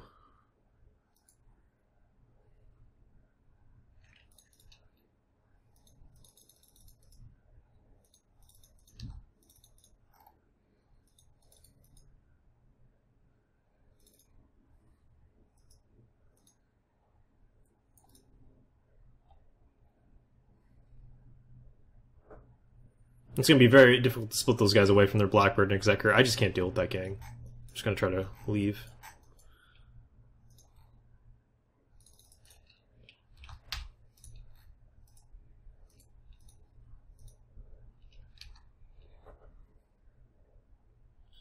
Well, evidently I wasted my MGD cycle.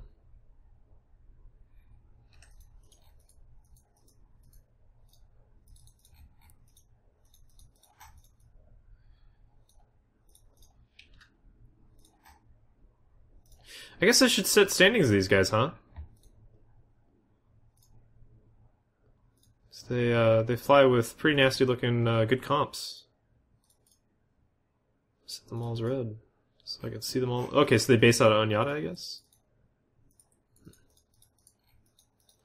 All right. Well, my MGD is off cooldown now, so it's going to be fairly difficult to evade them. But that is just a gang composition that I can't really take without friends. I need some friends to deal with that. Cynos should be removed from the game entirely? Why? Why would you remove Cynos? What does that have to do with information? Of easy access of information? I don't understand your line of reasoning at all. Why should you limit player mobility if you're also limiting player information? Seems very silly. D-Scan should actually just show the approximate 6 size. That could be fun. I mean, it's... that's interesting, but also seems like a huge pain in the ass to me, Patrick Casper. That's not something that I feel that is very new player friendly.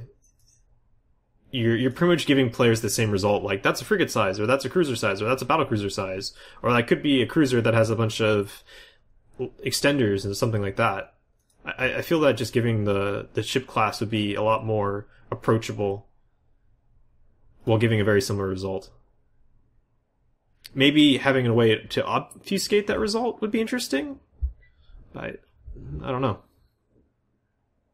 How much DPS do I have with that ship? Not that much. Probably around 400 without heat. 400, yeah, 350 on Navy ammunition, a little bit on drones. It's a very DPS light ship.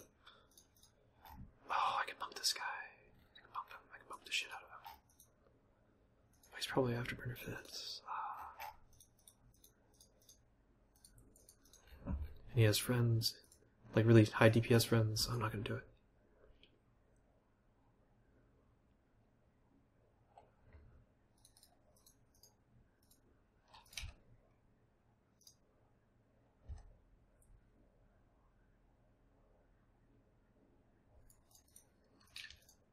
I wonder if that wolf is with that small gang that's hanging on the gate. Maybe. Maybe.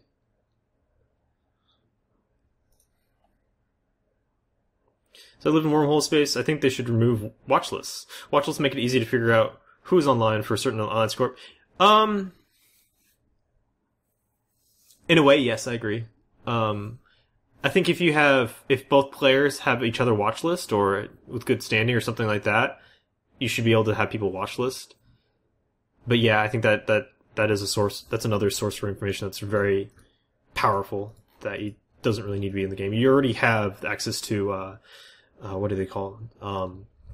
Locator agents, and because of say watch lists, it's a big component of locator agents that is no longer very interesting or necessary. Gosh, should I go for that assault ship gang with sentries on me? Oh, I think they will dunk me. They have potentially 200, 200, and 300, 700 plus. It'd be like 1,000 DPS on me from sentries in their gang if they don't spook.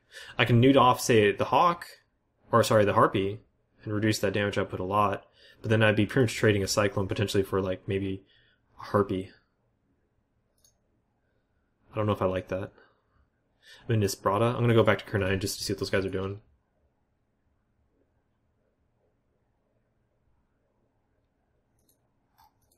CCB can't balance for external tools. How do you mean, Brandon? How do you mean?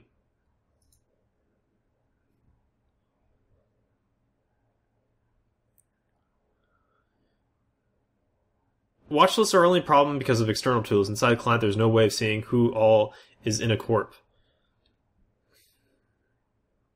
Oh, okay, so you're talking about for like Eve Who sort of thing, Brandon? Okay, gotcha. Yeah, that is incredibly powerful, being able to see exactly who's in your corporation. Yeah, okay, I understand what you mean. We're talking more about, like, you watch this Titan pilot, that sort of thing. I think, anyway.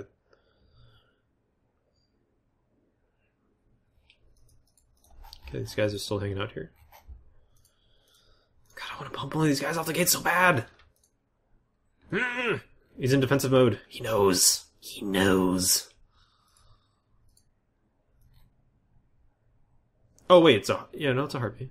And he has a missile launcher pit? Ooh, interesting.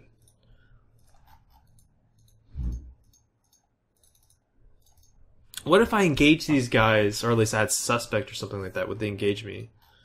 Well, Seepul's locking me. I wonder if, Oh, okay. You blocked me from being able to do that. Do I have a pounce on this gate? No. Oh, I do, yes. Okay, let's do this. Get lined.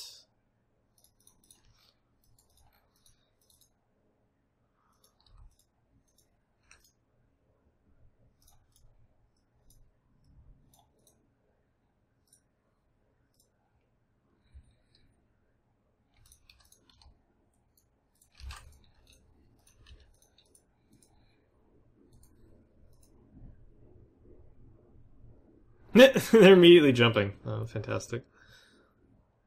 They're all immediately jumping. Okay.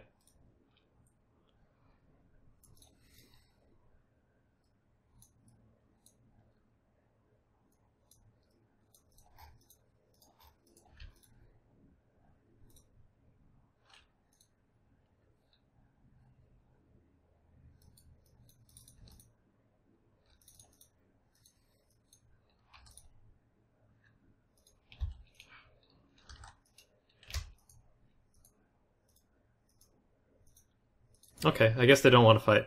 I'm gonna try to chase them one more jump, but if they're gonna be that timid, then, well, oh well.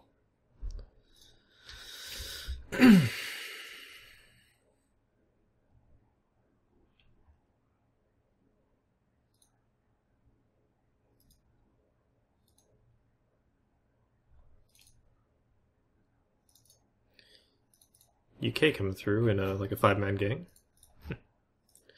Wonder what they got. There's a small and a large open. UK usually just farms. That's all I ever really see them do is farm. I think I just shot this guy. I did just shoot this guy.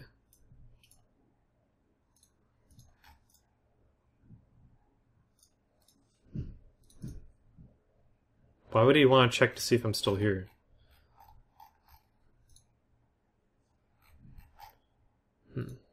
Well, my weapons timer is almost done. I'm going to jump through in a moment here. I think. I didn't see the gate flash, so... Okay, EK guys are out. Let's see if that group of players is on the other side of the gate. They are. They're waiting. And they're +1 ship.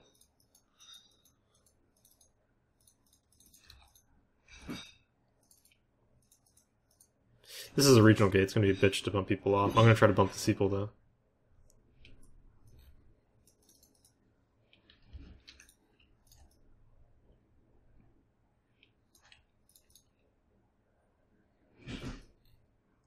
That'd be really cool if you shot me, Wolf. I'd be very proud of you. I think you'd be cool. You'd be super fly.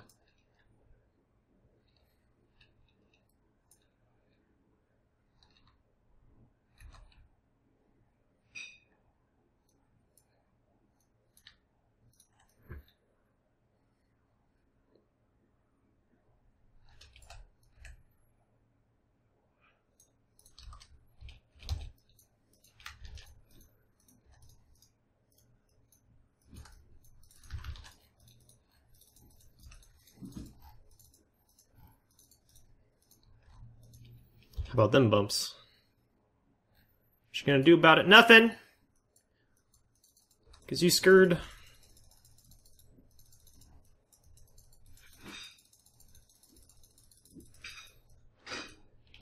Oh, more bumps! More bumps!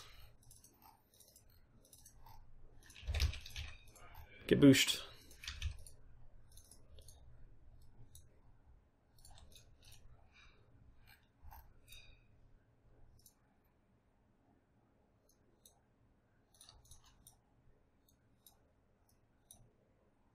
That's what you get for having cowardly friends.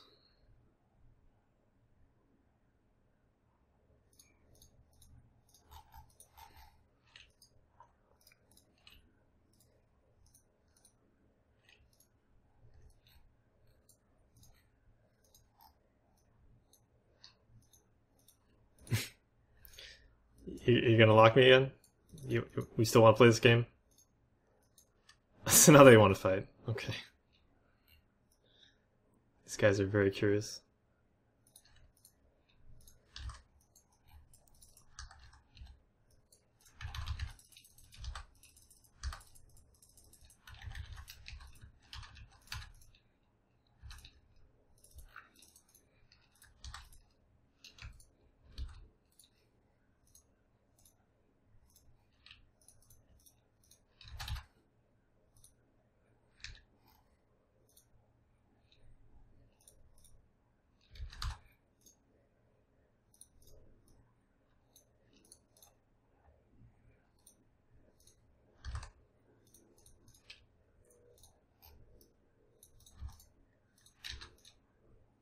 They didn't mean to overrep it like I did. That's not something I intended at all.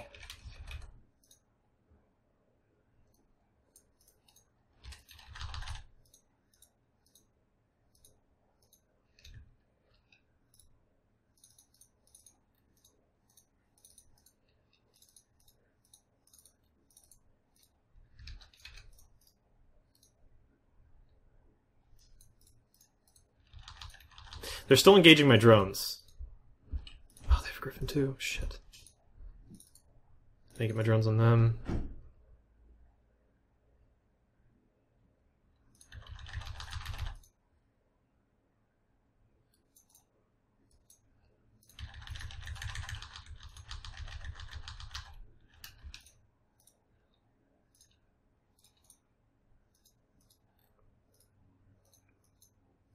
There's the jam. Rick Cock's going to be able to get out.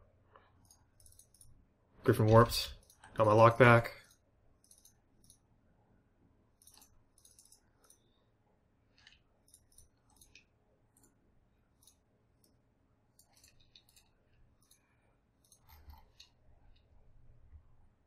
One of these wolves is low shield. There we go.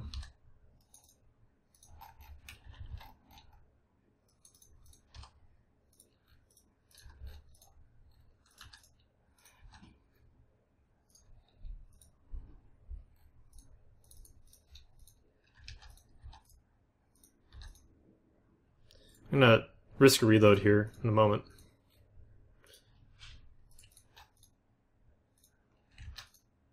Oh, Daredevil's on me. Shoot.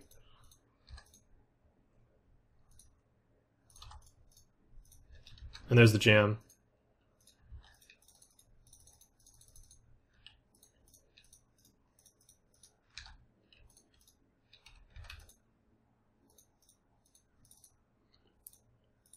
Wolf just died to drones, I think? Yeah, Wolf just died to drones, I think. Daredevil's scared. I only have one wolf on me. Still permanently jammed, but they're afraid.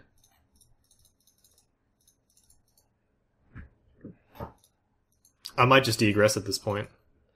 Because this Griffin is a huge problem and I'm not getting my locks back. Although if I get my drones out on him, that would be good. Nope, he just got his jam back on.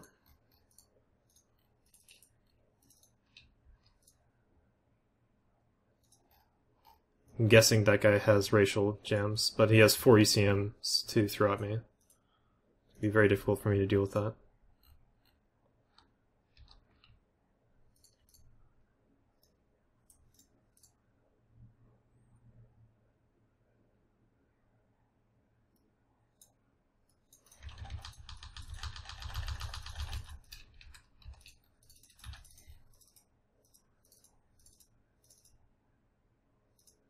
Missiles in the air?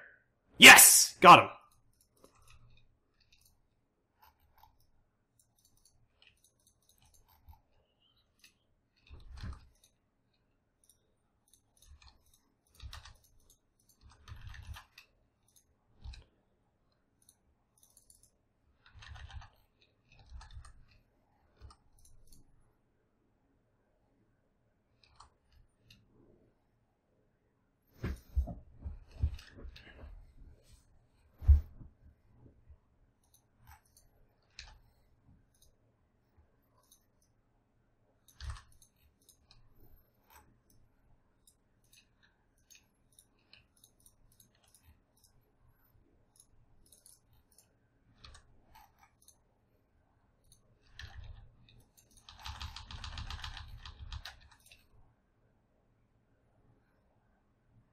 Okay, Harpy just started disengaging.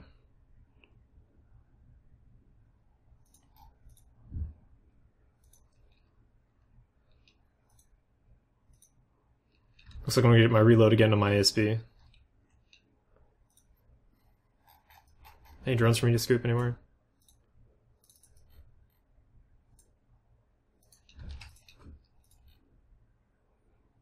Harpy's back on shooting me, so just him disengaging is not an issue. Retribution now on me. Ooh, shoot, shoot, shoot, shoot. I might not have the AHP. It's gonna be close.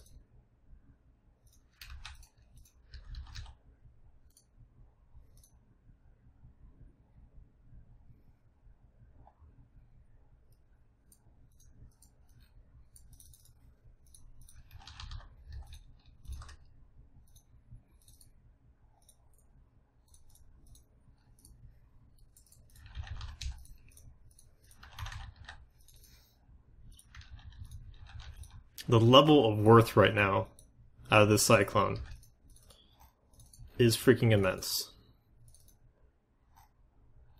This is awesome.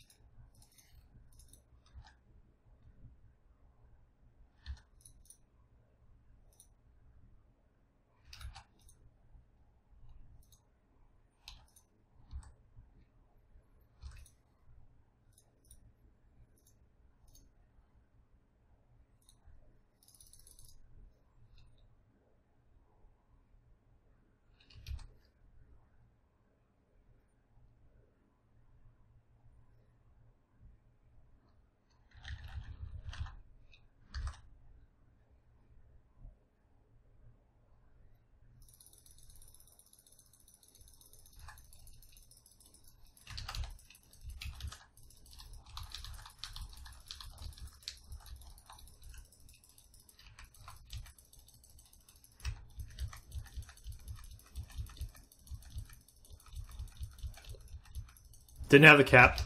Oh well. Didn't have to cap the MGD, and the Retribution decided to point me at the very last moment. Very good fight. Very good fight. Very good fight. Every time I watch Sardi's in a Cyclone for some reason, because Cyclones are awesome!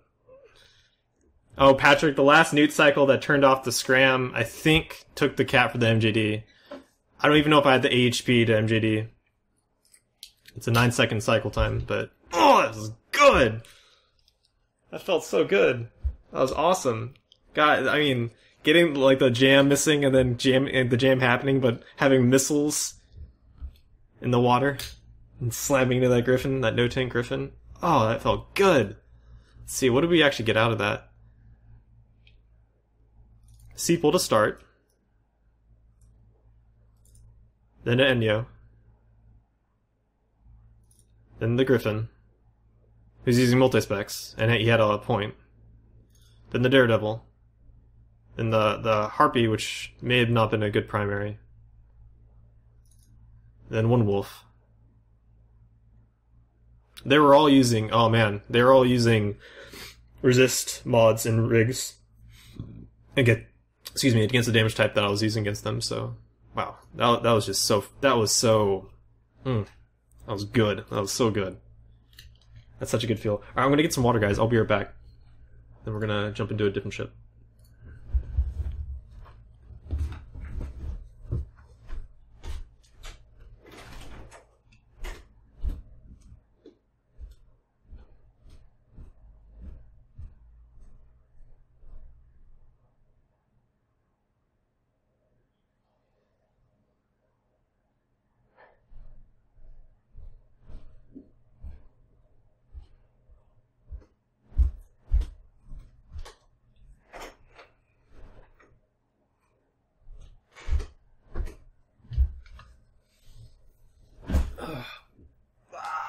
Stretch.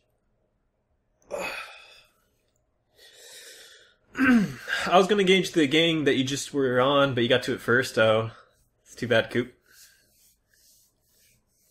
Ugly Brat, yeah, that was a lot of fun. Pee-wee Lawyer, if they had more balls, they probably would have had you much sooner. Yeah, if they actually engaged at the beginning. It seemed that their gang was a little bit broken apart, or they were waiting for people to come in, like that Griffin. The Griffin got there late. Can you show the Daredevil again? Yeah, I can do that. Just a moment.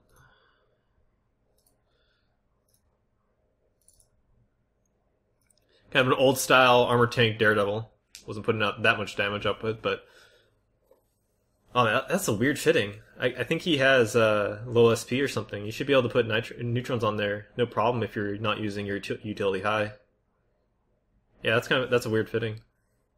Probably lower SP.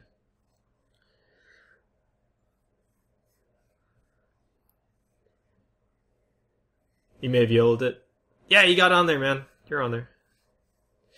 Now here's the real question: Did the DG booster drop for my cargo? Haha! Take that! Oh man, that's what I'm talking about though with the Cyclone's burst tank. If you can kill things fast enough, or if you have low enough DPS, if like you're dealing with support, not support, but if, like a small frigate gang, you can get reloads. You do have the EHP for reloads. It's kind of surprising, but it works out very well. Alright, I'm gonna stretch a little bit, then we'll get going here. Oh, goodness.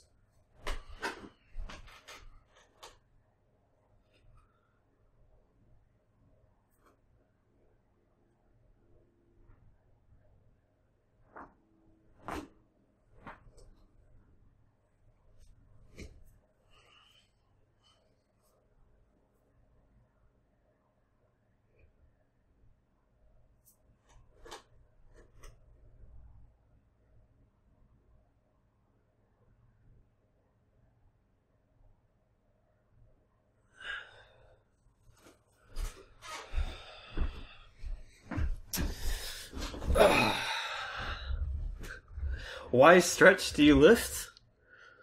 Yes, it's both. Oh, gosh.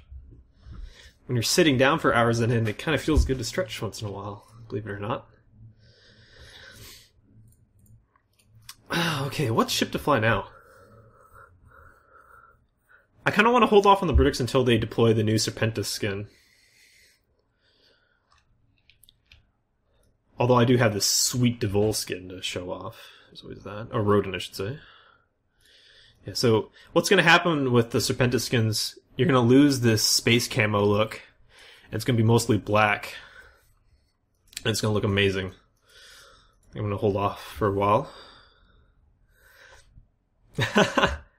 Dude, I think there's been... If I could get some like tabletop miniatures of ships, I would probably get back into modeling. And painting and stuff. And start flying ships around with my webcam. And then spin them, etc., etc. That'd be awesome. I used to do that when I was in high school. Hey Bob, how's it going, man? Okay. Well, anyway, what to fly? I want to do some more BC stuff. Might do another Cyclone. I feel like it's becoming kind of a little bit old.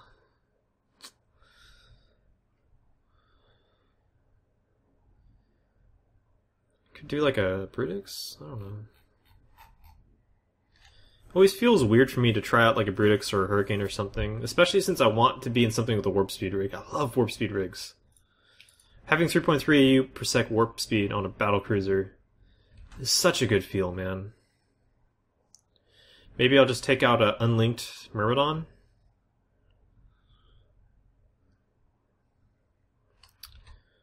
Didn't I? Oh, hold on. I think I also had a Dray fitting that I'd come up with that could be fun. The only problem with it is it's a worse version of the Cyclones I run around with. No, this one's actually looking pretty good. I could do this. It's slow, but and you don't get the fun. Let me show you guys what I'm talking about. This is what I'm looking at. So this is a Drake fitting. I've come up with a couple of Drake fittings. The problem that I have when I'm looking at them is that if I want to do anything interesting, I pretty much am relegated to using fitting modules. And then at that point, it's not a very interesting ship. The fitting on the Drake is just so abysmal, very similar to the Hurricane.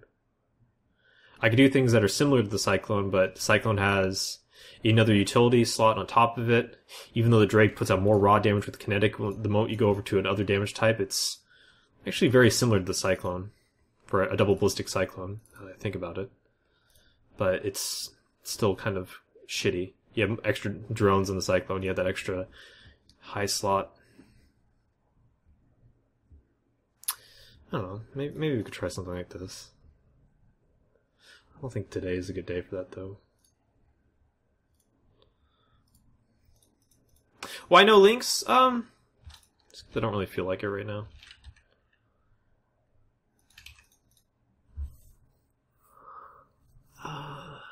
Let's do the Hurricane. Let's do the whole Hurricane. This guy one, he needs to die, and two, he looks awesome with the Sebiester skin, so let's just run around this guy a little bit. Drop off this singular Hobgoblin that we picked up.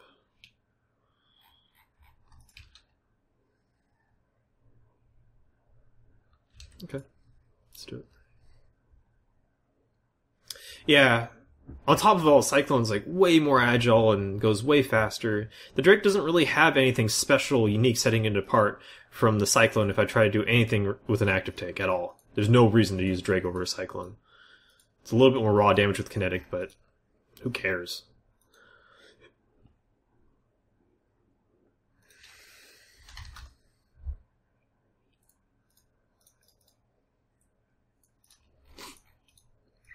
Yes, this is a whole tanked Hurricane. 3 reinforced bulkheads, 3 Tech 2 transverse. You see the mids. I think it's 425s for the highs, 2 gyros. Assorted drones.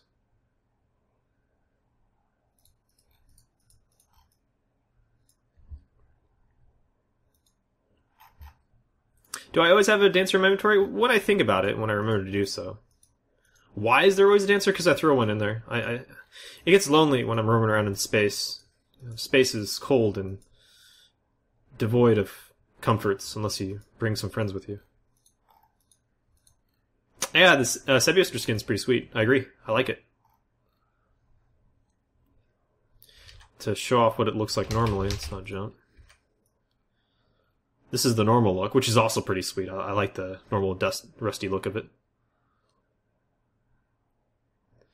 And then when I put on the Sebiester skin, it's just kind of a gray, black sort of skin to it, which I think looks neat.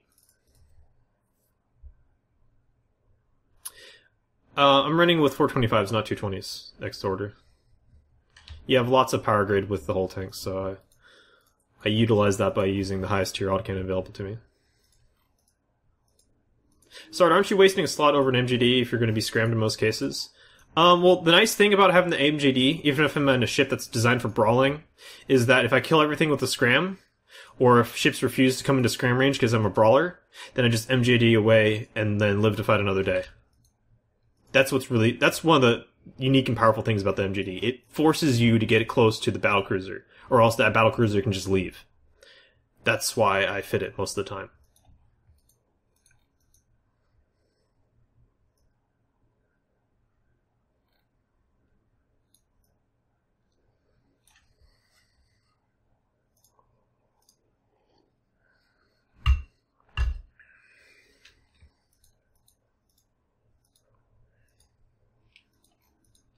Now, it's definitely a very good idea to, say, drop the MGD and do something like a double web. That would be way more effective for just killing performance, especially against smaller ships. But the offensive and defensive ability of that MGD when I'm soloing is very difficult for me to discount. So, since I'm running around alone, it's very likely that I'm in a bigger ship, so most of the fights I'm going to be getting, or I'm looking to get, are going to be on stations, gates, that sort of thing, when I'm in a battlecruiser. So, the most common type of gang I'm going to be run to is probably like a well-balanced gang that has logistics and E-War and a whole bunch of shit I can't really deal with. That's often what I run into when I'm roaming around in a battlecruiser. So I need to have some ability to either flee from those types of gangs, or I'm just going to have a really bad time. So the MJD is a really powerful tool for me to evade gate camps that I can't take on, or I don't have any hope of taking on. So the defensive ability of the MGD just makes it very valuable for me roaming around solo. Then there is some offensive and defensive ability for when I'm on grid with gangs and I'm actually fighting people. It allows me to maneuver around in a way that a battlecruiser wouldn't otherwise be able to do, which is really cool. I think it's worth a lot more than having the second web. Why no active tank? The Hurricane doesn't have any bonuses towards it. I could do it. There's nothing stopping me from doing it. The biggest problem with an active tank on the Hurricane is that it only has 4 mid slots.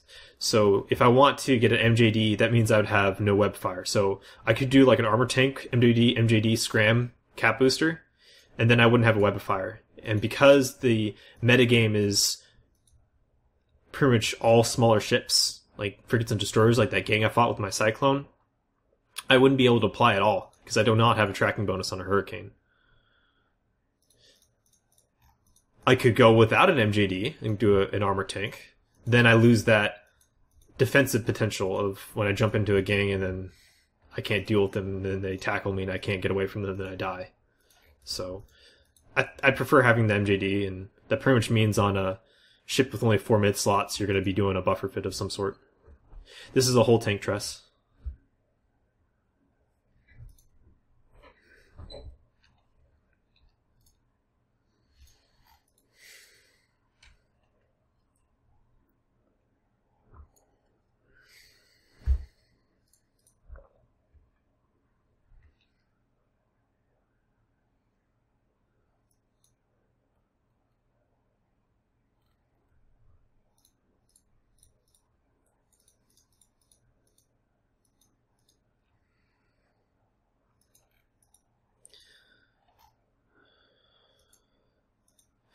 So it works running triple Trimarchs when you're what X order? Is it worth running triple Trimarchs when you're hull tanked? Why not Ghost?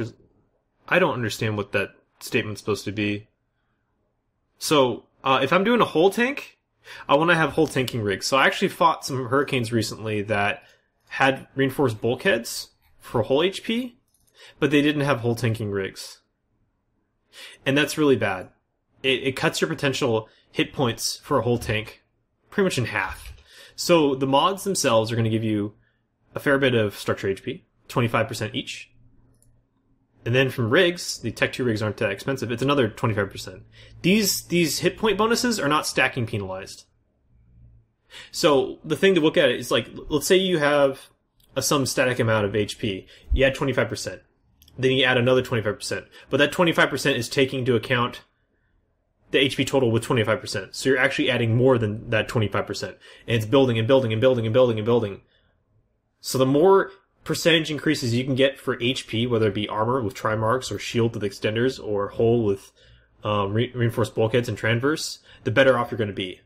So these 3 hull tanking rigs are going to add way more HP than if I didn't have them. So having gun rigs isn't going to do a lot for my fit. In fact, it's going to make me very vulnerable.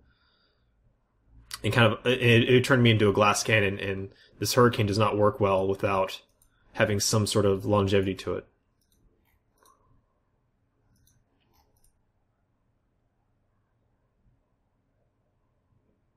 Oh no, I'm not doing Trimarchs. Yeah, I'm doing hull rigs. Yeah, they're kind of recent to the game, it's true. Have I ever PvP'd Navy Scorpion? Yes, I have. I have.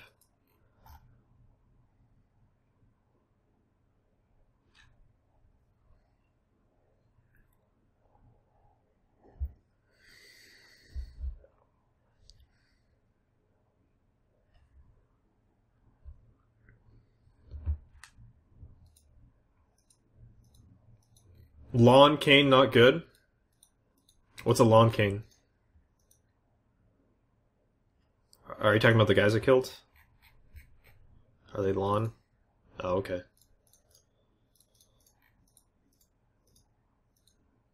How did it do? The last time I really flew the Navy Scorp was years ago. And it did well. I just didn't have the cojones. I didn't have the balls to really use it the way I should. I faction fit it. This is back when brawling battleships were really cool and really powerful.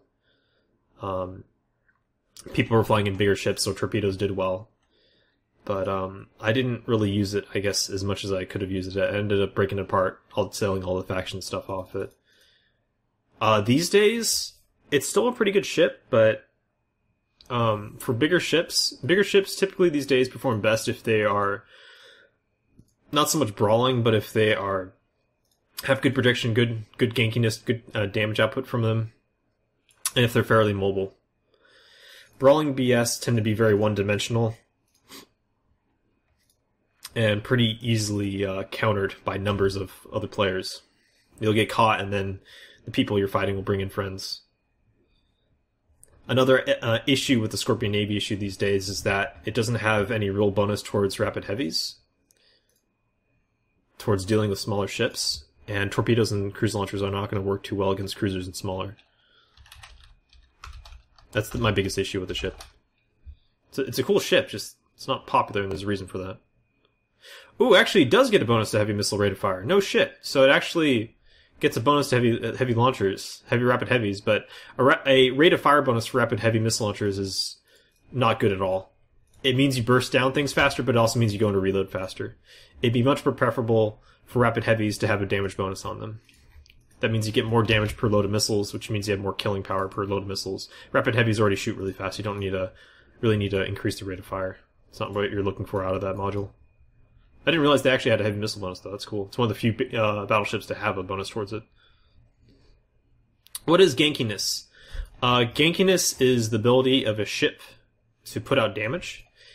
It comes from the term gank, which is to kill something or someone very quickly. It's MMO jargon. Alright. Sea Junks is running around, so potentially I'm going to have an Ishtar to help me out. Or shoot me. Combat Recon Cat was this in each one.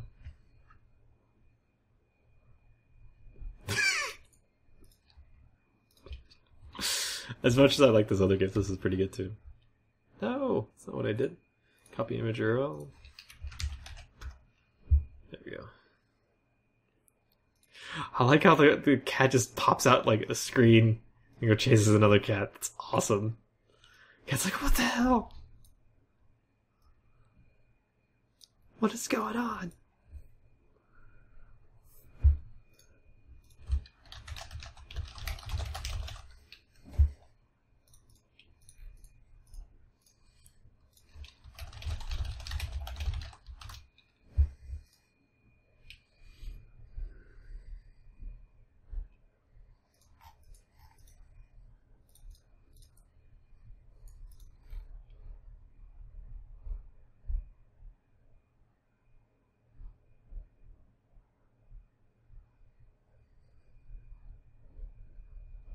Fit normal heavies and get a big ass tank? That sounds like an awful idea, Patrick.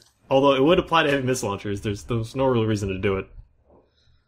The rate of fire bonus is only to rapid heavies. I don't think so. If I look up the Scorpion again.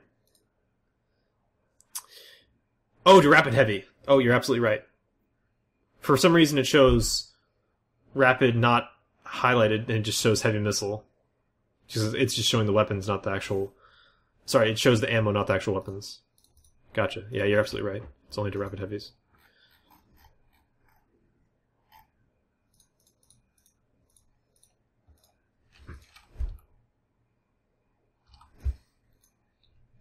Who are these red guys? Why are there so many people here? What's going on?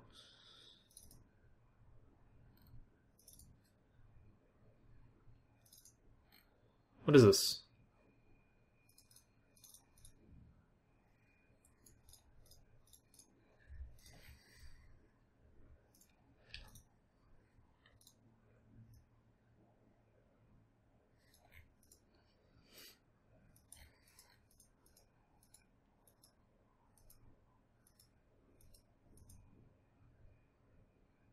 A rapid heavy Ishtar. I don't know if I want to know what that looks like, G-Man. Sounds like sacrilege. That's a lot of condors. What the hell? Do I even have a barrage? I have barrage, okay. What is this? And Sea Junks is saying, well, are all those condors there? Ooh. And there's Griffin. Ooh. Sea Junks, can I save you?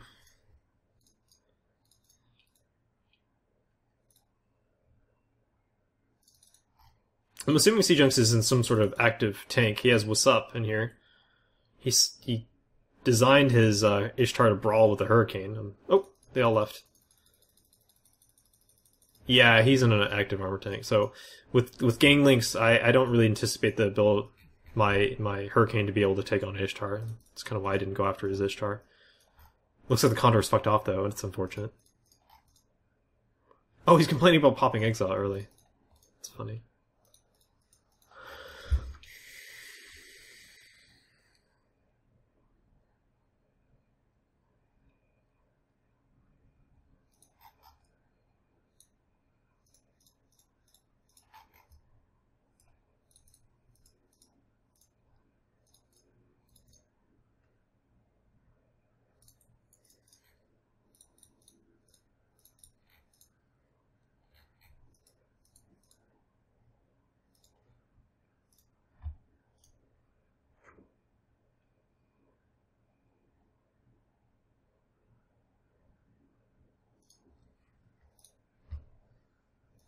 Maki has a few camps? Oh, shoot. Okay, I might head that direction then next turn.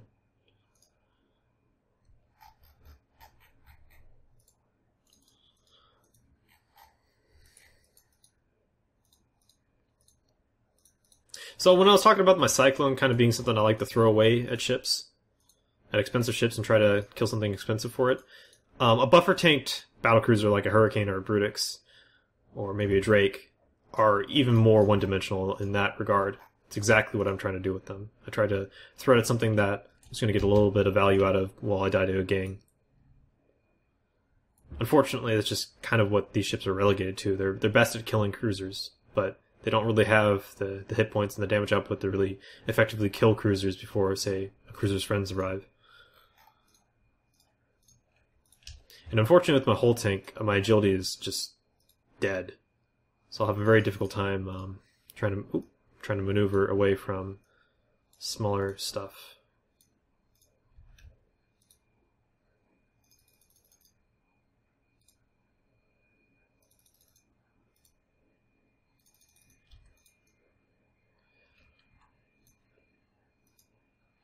Man, everyone's just minding their own business here.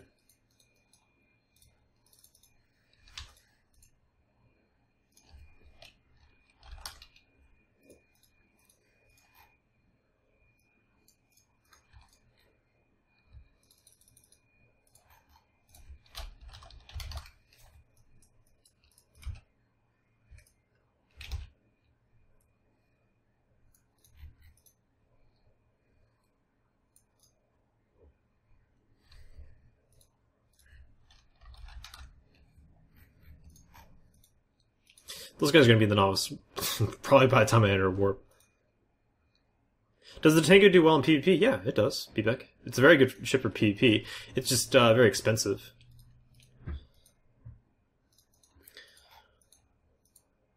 So I could fly like, I don't know, maybe 20 Caracals at the same price of a Tengu.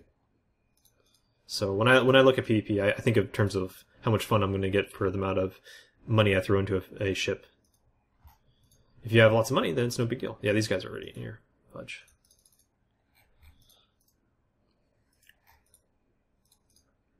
And they left. Where'd they go?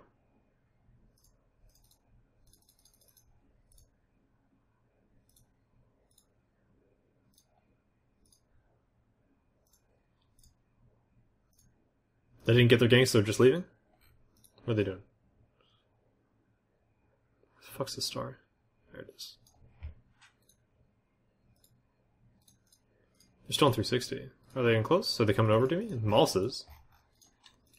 Malls is kind of frightening. Malls isn't that close, though. These Condors are actually fairly close. What the hell? Where are they? They went to the small. Okay. I might just hold here, but I don't... Something tells me when you have some fleets of ships warping around like these guys are, just fleet warping, they're probably not watching their D-scanner. They're probably just warping and not really caring about what they're doing. They probably I'm guessing they have maybe one person actually looking at a D-scanner.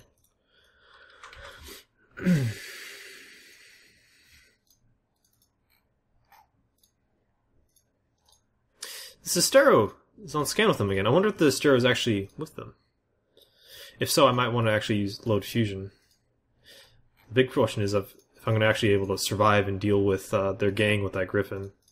It really comes down to if I can get a little bit of outside help, I think. God, are these guys just going to come over here? Come on. Battlecruiser. Novice. It's not rocket science.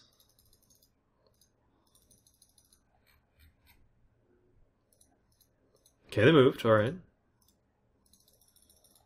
They did not move to me.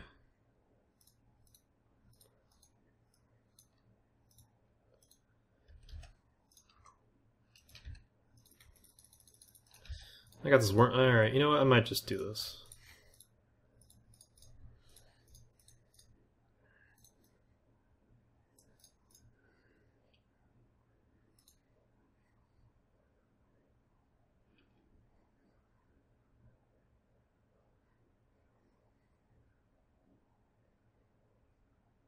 Very few people will voluntarily fight a solo Tenku. I don't know about that. I don't think that's true at all. I wonder if this is one of the Meath guys.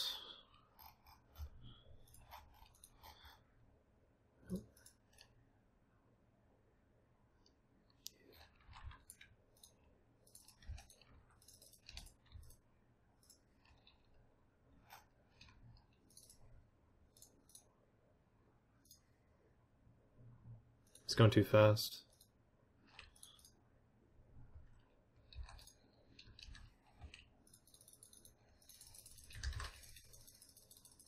Too fast, too fast, too fast. This is good. I just need to be a line faster, and I was not line fast enough.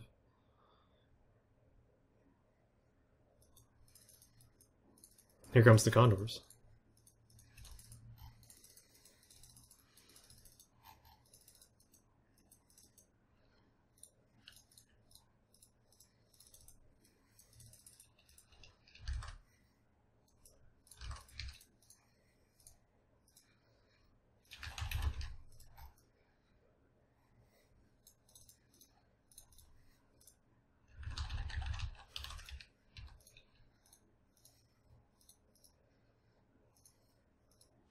I'm disappointed that these are not augmented hobgoblins.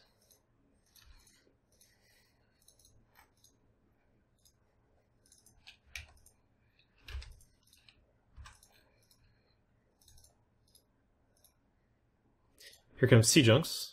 Oh, Seajunks has friends. Okay.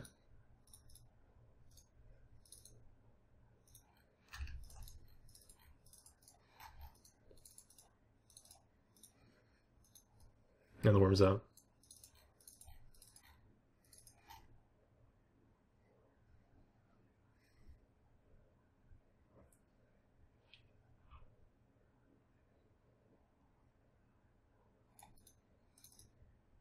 What happened to that Condor game? I saw that they warped and then they left immediately.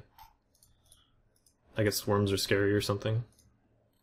There's an Omen Navy issue on scan, maybe. Is that doing anything? Is that the medium?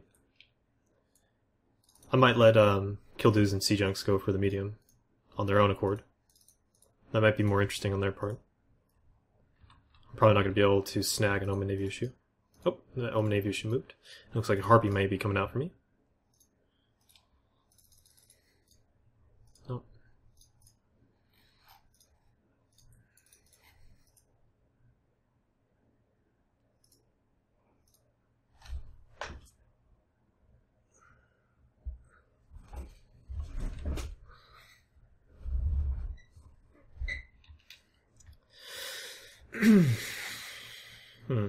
Okay, well the Condors left. Worm realized that he can't deal with me solo. And I didn't quite get the tackle on him. That would have been so awesome if I actually was aligned fast enough to get the MGD onto the Worm. Unfortunately, it was not to be. Alright, let's check map. I was told that Mach is actually looking pretty good. I might just head that direction then. We'll do that. I'll also try to... Do I have any drop nearby? I really should get some drop. I don't want to sense. I want a standard. I want the full strength.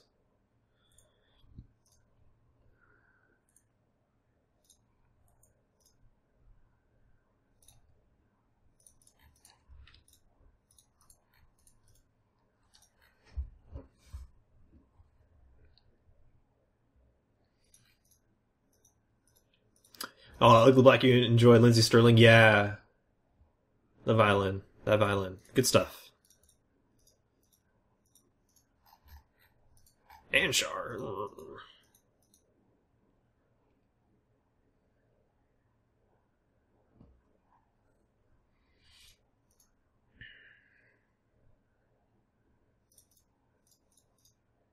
Nope, there are the Condors. Okay, they just went to a Plex that was off scan from the Cormoran area. Okay. I don't suppose these guys are... Well, anyway, let's get the drop pill, then we'll see what's what. I'd love to engage that Condor gang, just I really do need help for that. Griffin is bad news. I don't have an active tank to actively mitigate damage. I don't not anticipate to get scrammed by that gang, though, unless they have an Astero. If they have that Astero, then I probably would get scrammed and bad things. I don't see the star anymore. I don't see their gang anymore. Alright, I'm just going to head over to Cormoran then.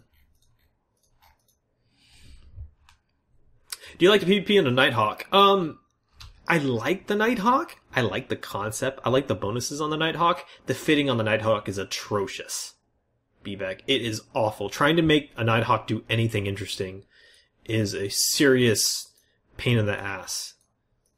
It's an exercise in almost... It's nearly an exercise in futility. The fitting on the Nighthawk is just atrocious. It doesn't have the power grid. It has okay CPU, but you run into CPU problems quite often with it. Caldari command ships are in a really bad spot. The Nighthawk has the potential to be a decent ship, but it's the fitting is probably its greatest bane. If I'm going to be in a command ship, I much prefer to be in Gallente or Minmatar command ships. Okay, here's the Condor gang. Another Hurricane. Interesting. That's heading over to... Oh, okay. Hurricane's got to stick together. I'm going to follow that Hurricane.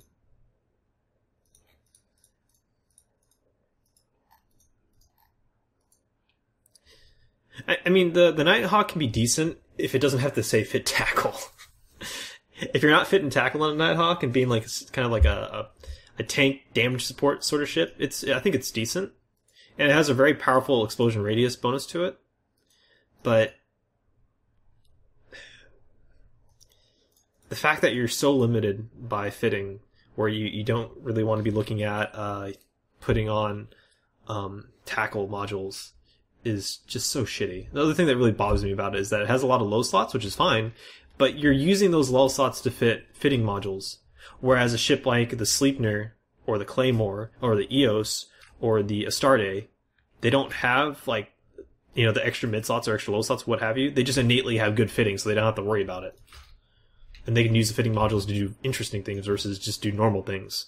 The Nighthawk generally always has at least one fitting mod in the low slots. It's ridiculous.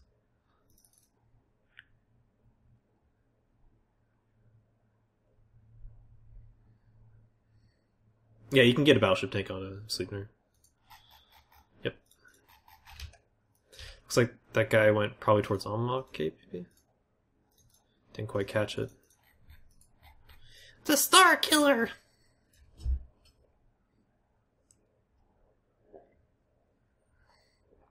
You love the Sleipnir with the Cyclone model? Yeah. I kind of miss that too.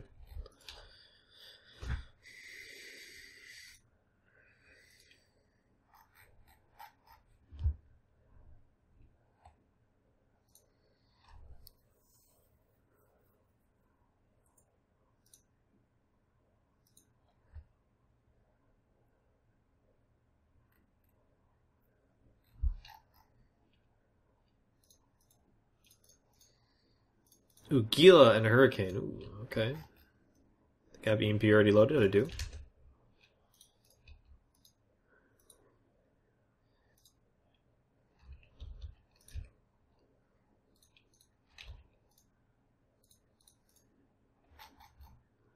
Where's this Gila? Gila's at the large? Okay. What's going on over here? What's my overheat damage at the MP? What, 650? Almost 650? Okay. What's this guy doing over here? You don't see people at larges. I imagine he's going to be part of a gang or something like that. Maybe someone, like a member of the stream? Just never see this. And a Scythe fleet issue now on scan. Not on close.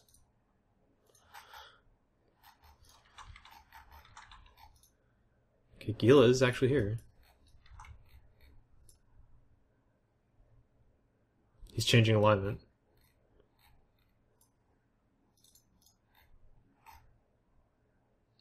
To move towards me.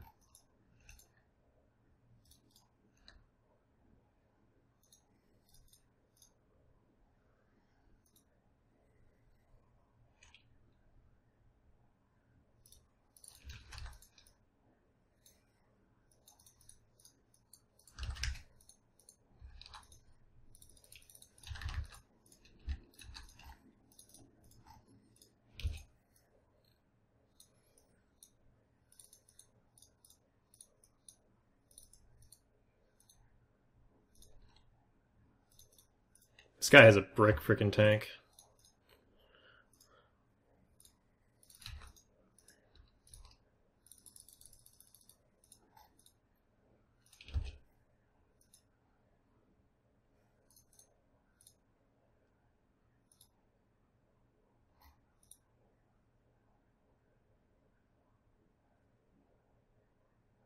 I don't think I'm gonna have the damage output to kill him.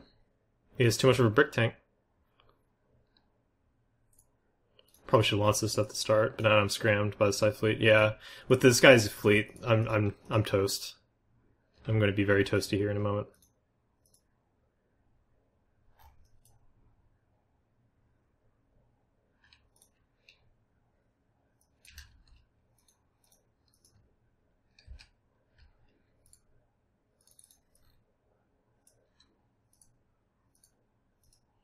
So how many LCs does this guy have? Like 3 at least? This is ridiculous.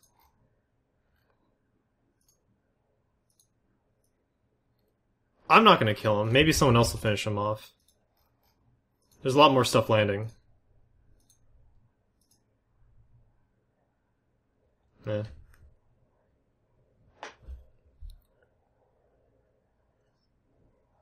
And that guy just received a bunch of RR. Exciting.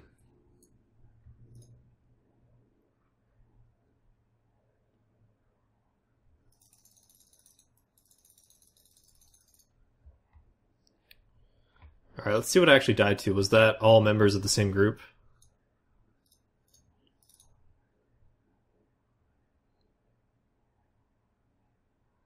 Okay, it looked like those just different people. So I'm really curious though about this guy's combat record. Has he lost a Gila in the past? What the fuck was the fit? Was it just some like no prop piece of shit bait Gila?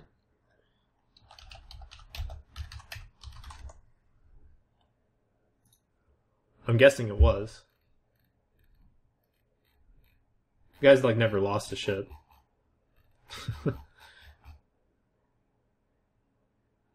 He's lost a couple, just not recently. Let's see here. He's not. I mean, it looks like he's never lost a Gila. So I'm guessing this is some sort of brick tank piece of crap. Gila. Seems to be something he enjoys. Okay.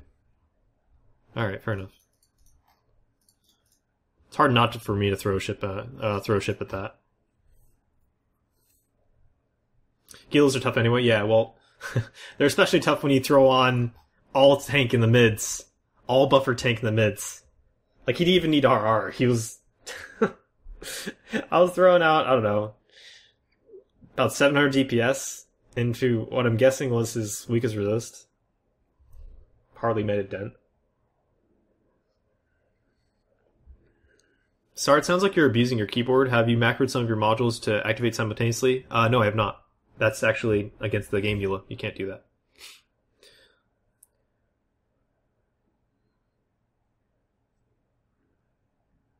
They had two Basilisks. I saw a Basilisk and Osprey. They had two Basilisks, though. How exciting. I see some more targets. There are a lot of them. 400 people into Dixie. Whoa.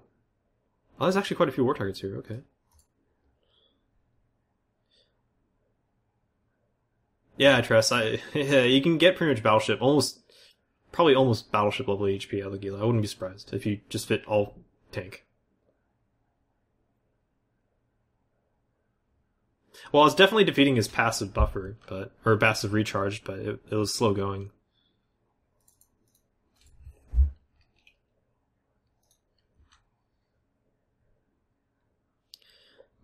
Alright, this guy needs to die. Let's just get through all these buffer tank battlecruisers. I don't particularly enjoy them right now. So might as well get them killed and try to get them some interesting engagements while I do it. Is that the soundtrack from 12 Monkeys? I have no idea. I don't know if this is a song from that film. I've never seen it. The song that's playing right now is this. I forgot to pick up drop. That's okay.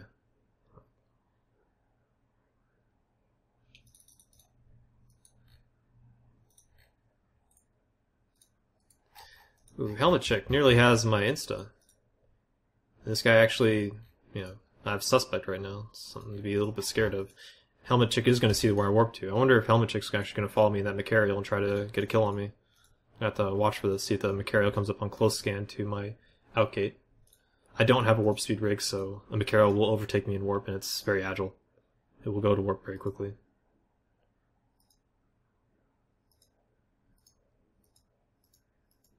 Chowner.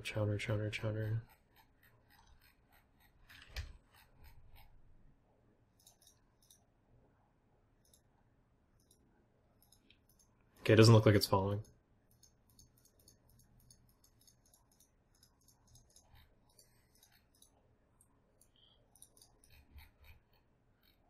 That's a combat Loki.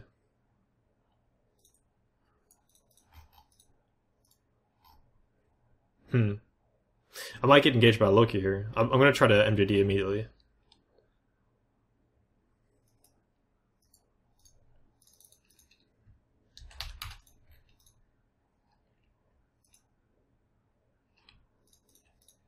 There's a long point.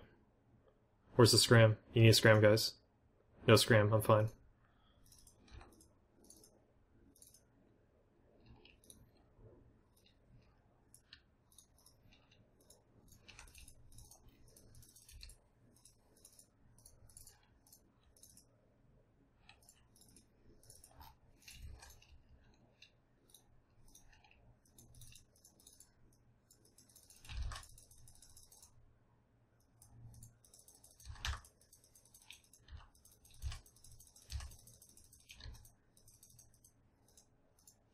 You pissant.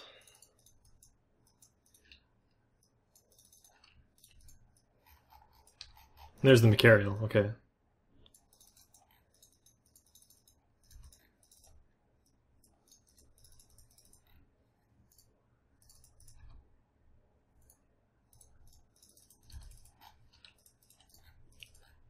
This is what I get for having suspect.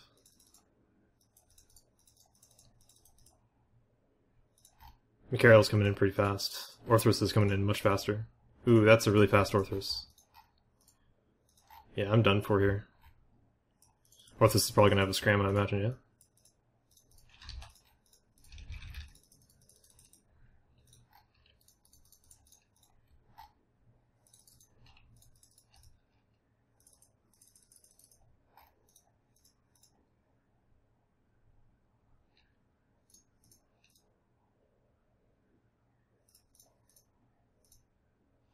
Oh, Scrambler from the Macarial? I'll go figure. Okay. Hopefully the Macarial will actually zoom past his scram, maybe? I don't know. It's gonna turn off my tank. I'm done. I was hoping I could actually, slingshot on the Dramiel. I forgot how, lacking the, I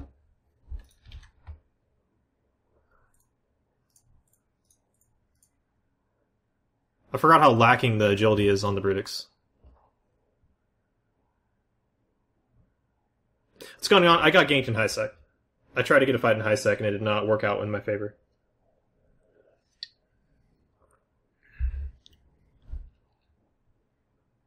As DD's getting close, I'm also not able to kill him. There's nothing for me to do there. I really should just run away. Okay.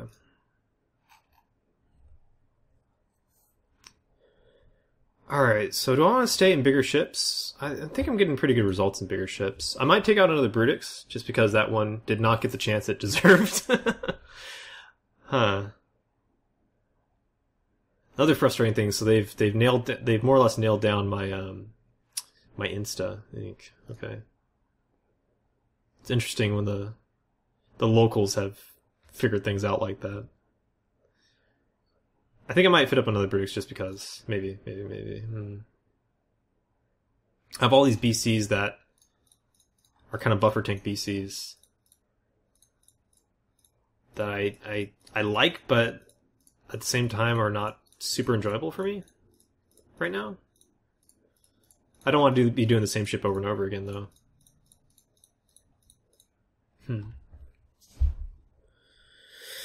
Now you can still kill rights? I don't get kill rights. No, I had suspect there. I'm not going to get any kill rights. The only way I'd get kill rights is if I didn't have suspect. I don't think you get kill rights for shooting pods if I was suspect. Let's see here. That'd be funny if I did, though. Your kill rights. Nope. I was a legal target. If I was an illegal target, they would get kill rights. But if I was an illegal target, they'd all get Conqueror Dokkened.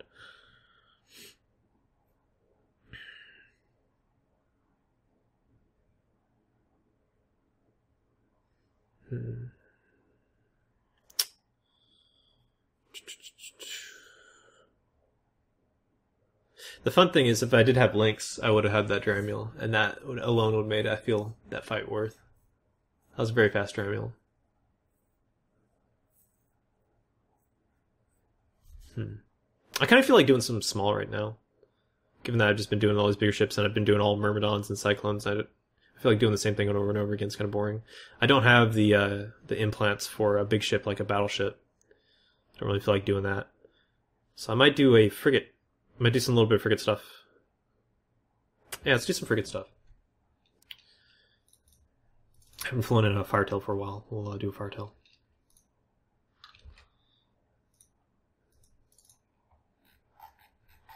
Okay, that's pretty much good to go. Does it have... yeah, it has everything it needs. It just needs a drop pill.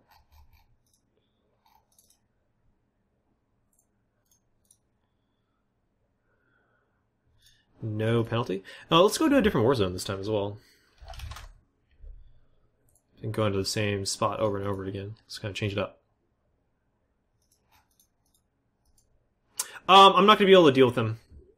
No, I mean... no, I appreciate the offer. I do not need gang links into Dixie. Thank you, though.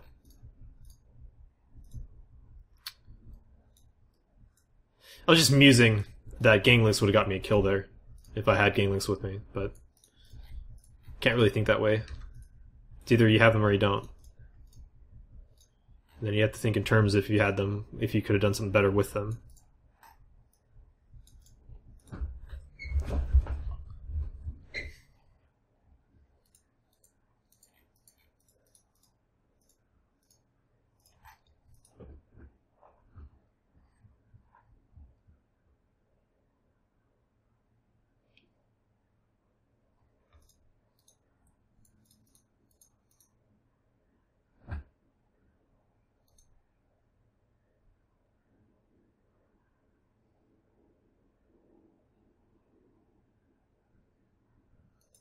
I gotta say, the more and more I fly hull tanks these days, the more I really come to appreciate and regret the changes that Fozzie made, the little tweak that Fozzie made to the agility on reinforced bulkheads. It really did make them feel like armor tanks for agility. It's a very... you really do feel the difference in agility on the ship. You maintain your maximum speed, so you kind of like bull rush into things. Makes it very difficult to try to break orbits of frigates and stuff when you're in a battlecruiser. It's just nigh impossible if the frigate is a very fast-moving ship. I prefer TD over dual web. Depends. Against turret ships, you betcha. Against non-turret ships, not really. If I was smart, I would have put another web in my cargo hold to swap out to. But given that turret ships are higher in the meta for what I'm actually shooting for, pretty much this ship's designed to deal with comets. I prefer to have a TD. But yeah, a double web would help against Tristans, which the ships isn't really designed to take on. It'd help against missile ships.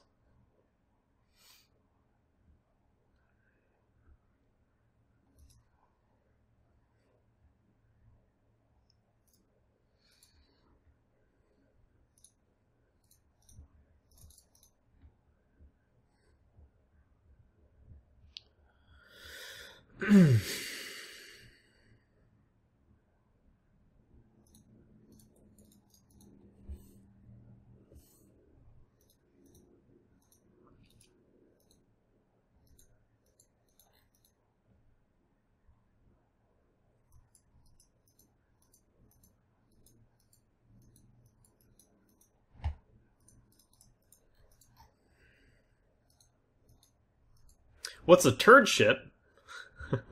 I don't know what a turd ship is. What's a TD is a tracking disruptor. It's this electronic warfare module right here. It affects either the range of a turret or the tracking of a turret. I may have slurred a word. I may have said turret ship, not turd ship. Turret ship, a ship that uses turrets as its primary weapon system.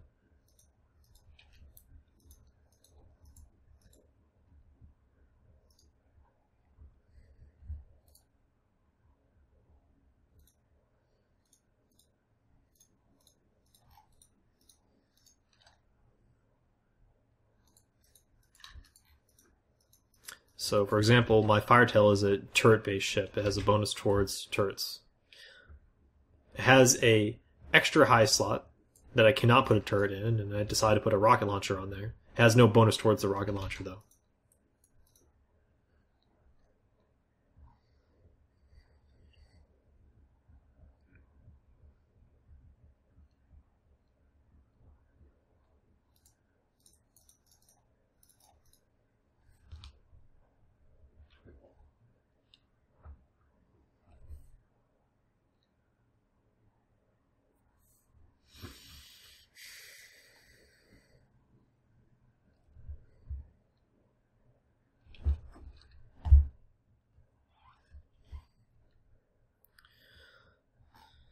You know, I didn't bother to look at the map, so unfortunately jumping into Marathon, I don't know just where in Gallente or Calgal that I need to go to get fights.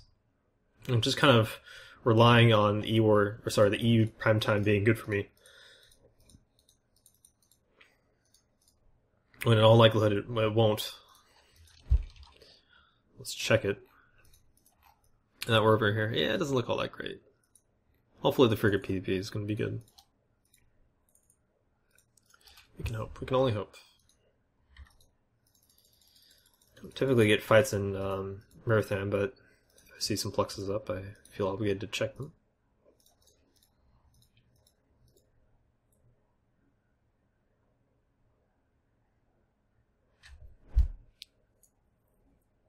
So I think the Revenant may look like a turd. It's kind of turd-like. That's contacts, that's not my market. I was going to have a hard time searching for a Revenant. Doing that. Yes, it very much looks like a lumpy turd. Number 1 lumpy turd, mothership, NA. /EU/ wherever you live when you have one of those. I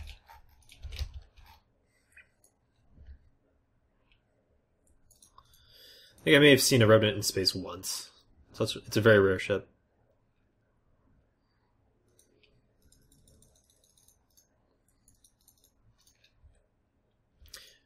Should have all these on scan from the outbound gate.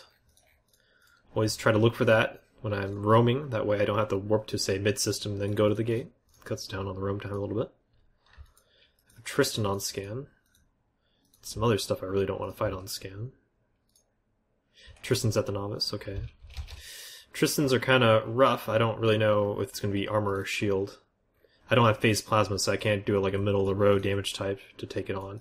I'm also have a TD fit. It's not as good against a Tristan, but The last couple times I've engaged Tristans in RD Firetails with the TD fit, I've done fine. I've had the raw HP to deal with them. So the big question here is whether or not it is a kiting Tristan with a long point. If it is, then I'm going to eventually have a very rough time with this Tristan. Pretty much I would have to wait down in a MJD cycle, or MGD online. Which I need to remember I can just drag into space instead of anchor. Oh, he already left, and I couldn't cancel warp. Just another farming Tristan. Slasher's not coming over the novice.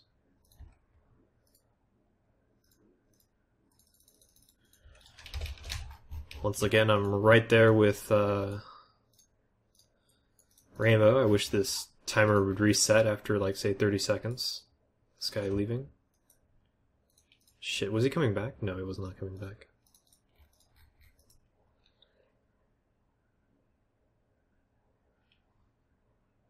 What's the deal with these drifters? CCP introducing new incursions or something? I don't know, something like that. One. They're trying to add a little bit of spice to the game. How'd they do that, I have no idea. I haven't really been paying too much attention to it.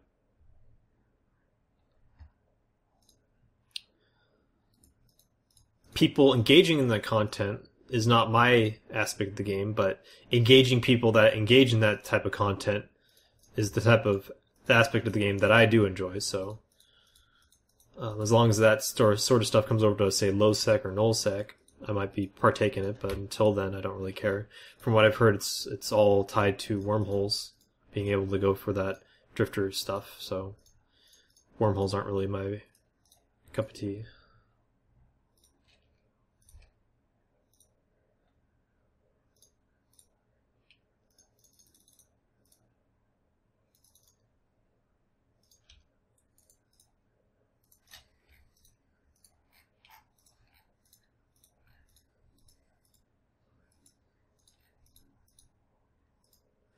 Man, I'm looking forward to more skins being added to the game. I'm just gonna reskin anything that has a camo on it. Get rid of that space camo. Although if you've talked to Jay Rambo in the chat, he would say because my camo fits with the nebula in the background, I should be invisible in the overview. I think I'd fly the Firetail more often if that were the case.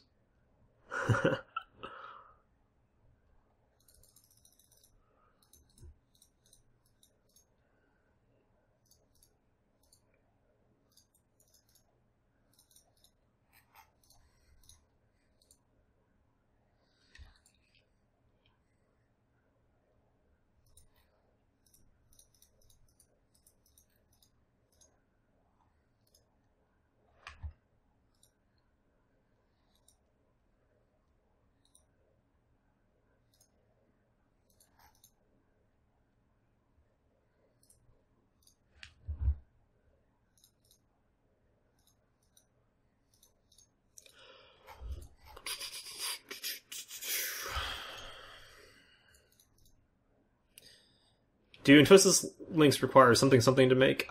They require you to kill sleepers / drifters, I believe.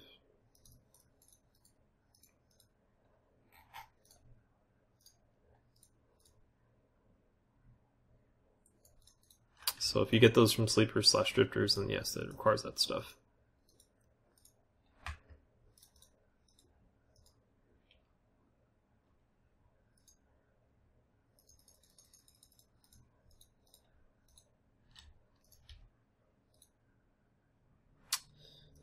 Phantasm. It's a ship you see all that often.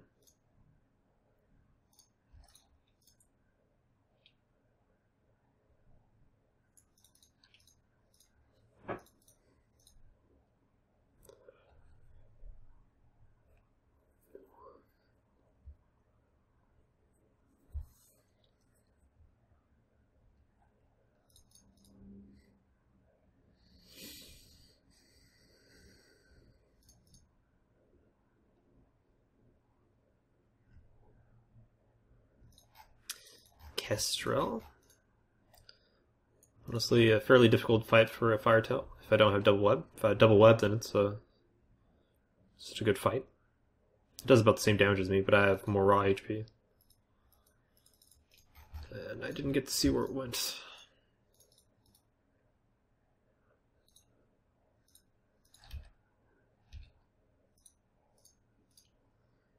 I guess I'll go directly to that novice, see if there's anything going on over there. Why not? What's your deal? You do smarts or something? What do you do? What do you do? What's your deal? Smarts. Okay. Sorry, what's up, bro? Just came back from work. Oh, shoot, you work on the weekends? That sucks.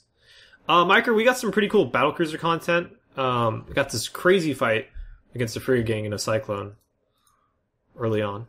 It's awesome. Right now we got ganked in high sec. I tried to MGD'd away from some high sec campers and then decided to try to get tackle on Dramula. It didn't work out so well and I lost the ship.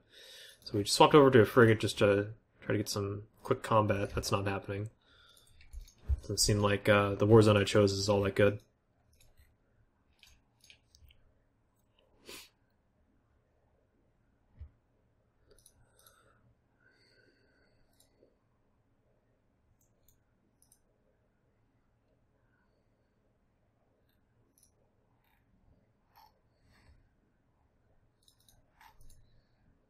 Okay, here we go. It doesn't seem like anything that would be there's no complexes near me, so all these ships that I see on scan are likely either a gang or POS junk. So I don't really know. There's too many people in space for everyone in local to be in one of those ships, so I'm gonna guess that's POS junk. Oh yeah, I mean, I could have got away if I wanted to, Miker. I was aligned and everything, I could have worked, but I was like, you know what? Maybe this Dramiel's bad. And he was kind of bad. If I had gain links or if I wasn't in a whole tank ship and I had a little bit of agility to my Brutix, I probably would have gotten tackle on them. But it's kind of difficult to do against Dramiel. It's, you know, it's like one of the most agile and fastest frigates in the game. I think it was a little bit of wishful thinking. I think I just went over the novice and an incursus. Okay, let's do it. Let's do it, dude.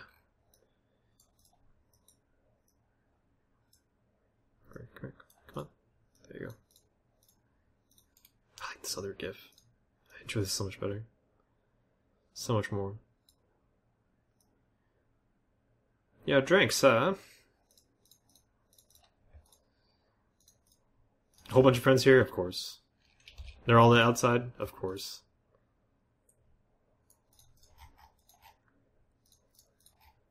They have a succubus? Of course. How do you scramble? What? What? I should have gate slid. Oh, that's me dead.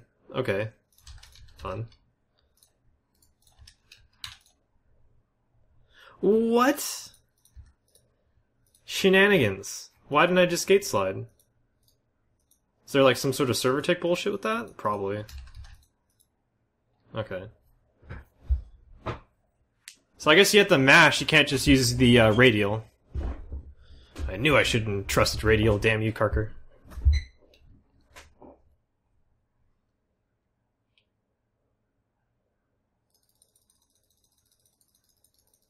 I mean, they would have followed me right in, but would have had more opportunity to get away. I think they had one guy on the inside, but oh well. New Eve mechanic? You can't gate slide anymore? What? That's something new? When was that new? What are you guys talking about? You can't gate slide anymore? Really? Is that a thing? That's both awesome and shitty. I've been having a great day, Maxter. Just so happens I lost a couple of ships recently. I've been having problems with the gate sliding too. So is it... sometimes it works, sometimes it doesn't, Raffle? What's going on with it? What I figured happened there is that it was just there was a like a server tick sort of thing. It took... I waited too long to activate the gate, but if people are... since the patch having issues gate sliding, then shoot. That just really changes the way I approach fighting at complexes. I don't think it's necessarily a bad thing to have that going away, but it's also something I think that makes PvP around complexes more dynamic. I think that should be something that remains in the game.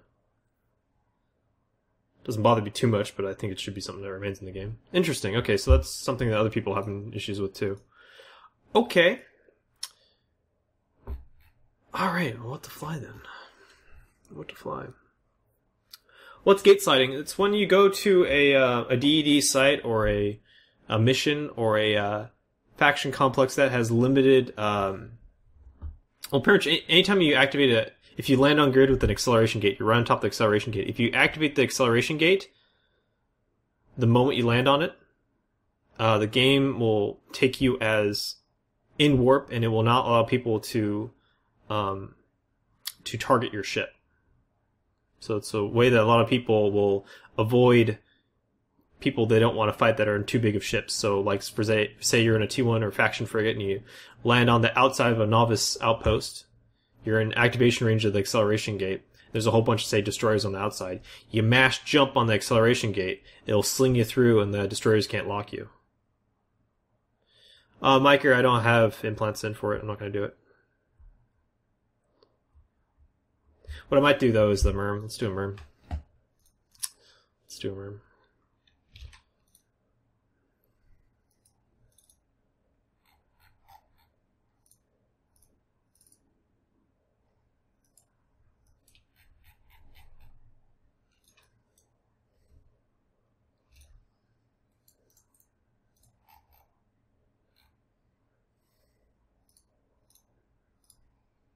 Make sure this guy is insured. Make sure I have drones.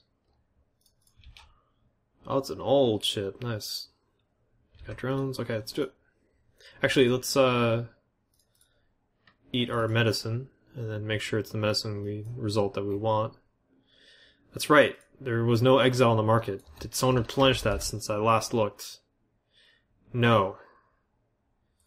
I guess I'll eat a improved then. Don't like to, because you get a whole bunch of penalties. Kind of like that. Armor hit point, not all that great.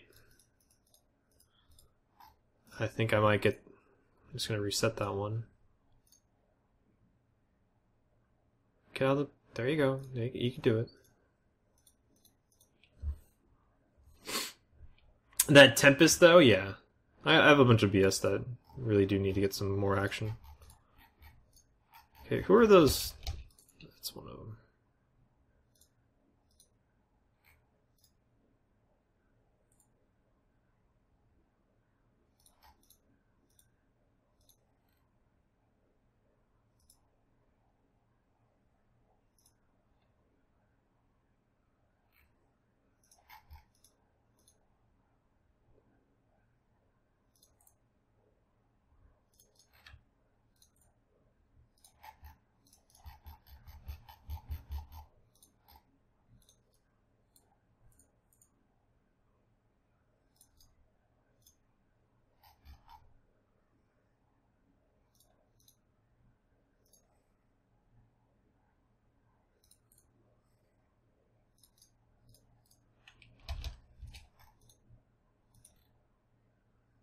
No one's shooting me. How annoying. Is there any artillery dudes around that can do it? Without feeling that they are vulnerable? Oh, come on, Incursus. Come on, man.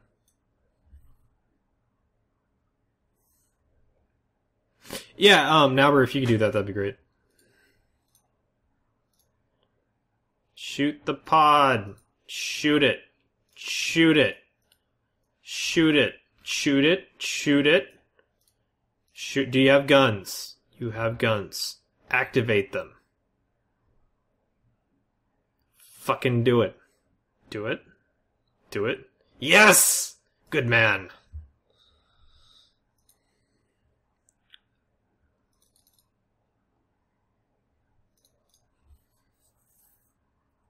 Alright.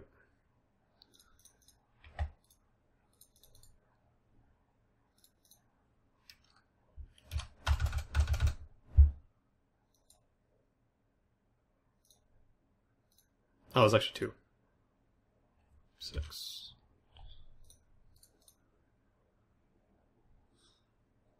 I just got some cheap exo. Oh, alright. Hopefully this works. Okay, that's a penalty I'll take any day of the week for Myrmidon. Here we go.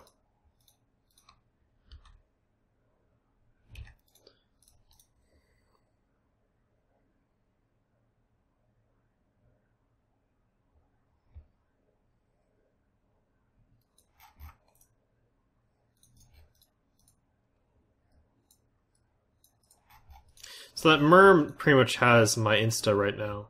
It's just something I really need to be cognizant of.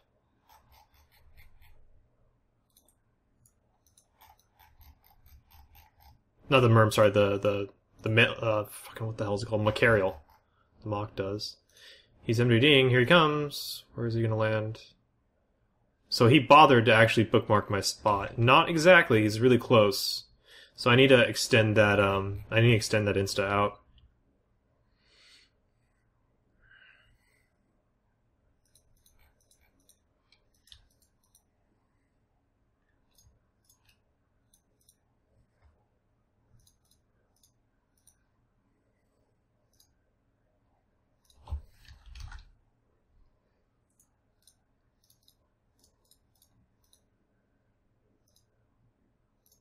I am faster than a Macarial in Warp unless he has a Warp Rig, which I, like 1,000%, don't think that guy's gonna have.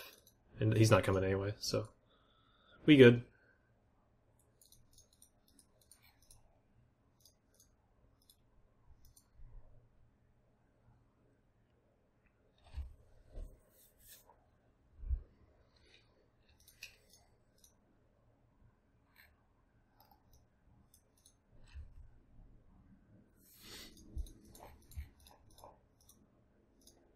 Alright, normally I run around with the Myrmidon with Ganglinks. I'm not going to do it today. I just don't feel like doing it.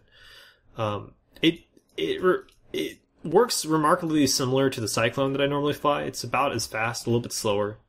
Has a better sustained tank. Has better overall damage output. It's locked to mostly thermal. It's better at dealing with small ships. Less neuting potential. It's a very well-rounded ship. And honestly, I feel that it slightly edges out the Cyclone for what I have going on right now, just because of the raw damage output.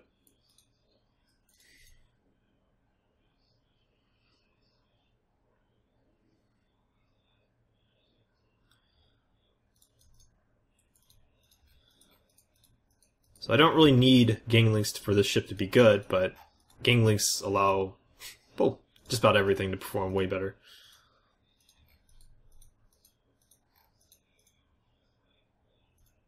Minx, you like the Newt Merm? So all Newts in the highs? That's good. I wouldn't be able to do an MGD if I was doing a full Newt Merm, though. I'd have to either ditch the active tank, or I'd have to, say, drop the web or the MJD for another cap booster.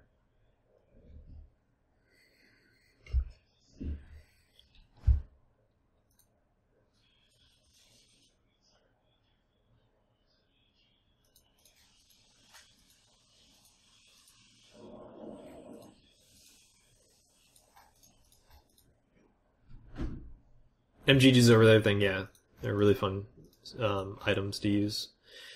One thing I will say about having no links is that I'm not going to have the sensor integrity link, which means that my lock range is going to be much shorter than what I'm used to. I actually get like a lock range of like 90-something kilometers with the sensor integrity link that I run with Ganglinks, which is really cool. It allows me to actually do offensive MGDs with my Merm, which is a game changer for how you act when you're using an MGD. So for what I have right now, it's more of a defensive module, whereas when I have Ganglinks, it's actually a fairly good offensive module.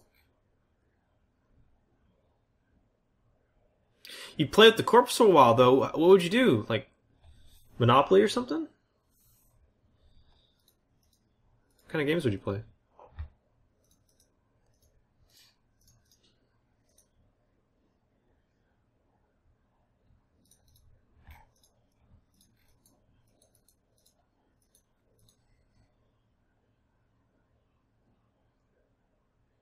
MGD tackle's so fun, yeah.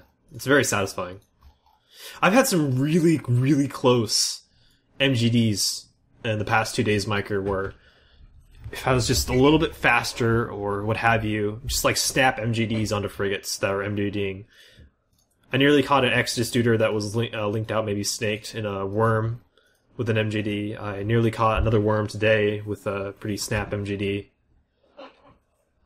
I feel like I'm getting a little bit better with it. Trying to line them up. A hide and seek with him? Oh, okay.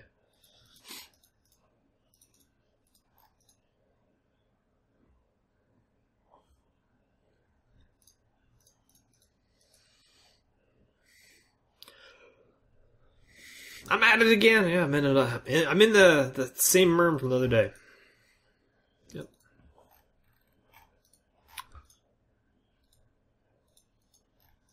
It takes practice and a lot of luck, really. Usually, if I'm going to be MGDing onto someone like that, it's because they're chasing someone else. So it's not so much that I'm targeting my target ship trajectory. I'm looking at where the person they're chasing is going, and then trying to anticipate. Okay, if I'm in the person I'm trying to catch's shoes, how would I best approach that person? And then trying to match trajectories that way. Try to put yourself in a position where that person wants to go, and then hope they don't notice that you're now like really close to them and they burn right into you. It's usually how I do it. When I don't have like, really good lock range. When I don't have more than 100 km lock range. To position myself well to get tackle on ships.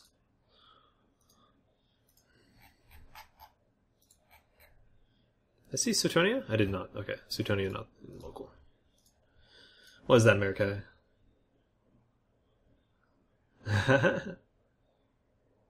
It makes me sad. It makes me sad that animals like cats and dogs, they can't figure out that their mirror image is them. It'd be so interesting if that were the case. No, not perhaps so interesting, but it'd be fairly interesting. Seeple on scan. Stand close, like really close. Here he comes. Alice Morris. I know this person, I think. I think I know this person? Maybe? Jumps immediately? Okay. So I have to pick on the tip on another stream. Guy release tackle on a ship, then try to warp out. Before it does that, he stops to turn. He pointed again, hit with more DPS. Yeah. Yep. Normally you do that with a webifier and you keep tackle on the target. But that also relies on people thinking that they're going to be able to escape. But the one really big issue I have with that is that if I take a scrambler off a ship with an MWD, if they're if they're really paying attention, they're going to be able to get an MWD cycle away. And that can be cool because it increases their SIG by 500%. It can allow you to hit a small ship with big guns, but then they're also going to be out of range from you very quickly. A little bit slower if you have web fire on them, but honestly, I prefer just doing a web trick for that.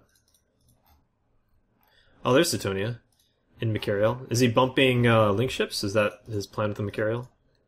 Or maybe Suetonia's in a small gang or something. I doubt he's soloing with the Machariel.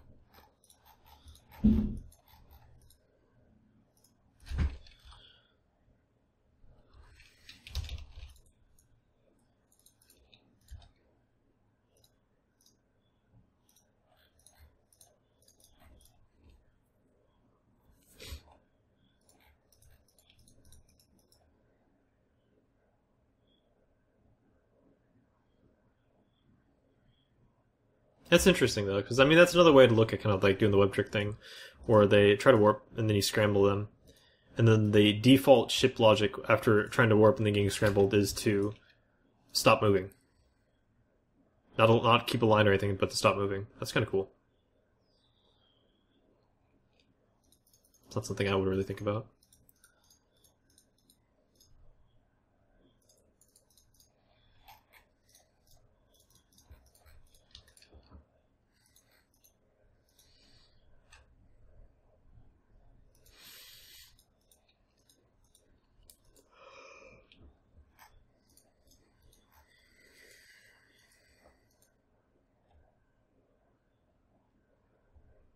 People in Doll for nothing going on. Link Legions, maybe? Nitto? Nothing?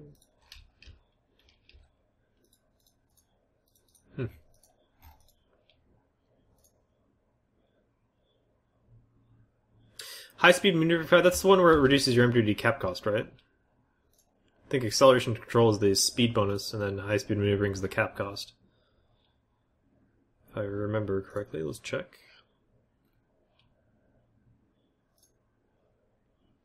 Yeah, I do think it's worth it. I do a lot of Kai stuff. I think it's very valuable for my capacitor. Depending on how much SP and other things you have to train, Minx, I don't know if it's worth it for you. It was a very long time until I trained that up myself to 5. I had a lot of other stuff that I felt, oh, okay. Yeah, they're part of a gang. They're doing gang stuff.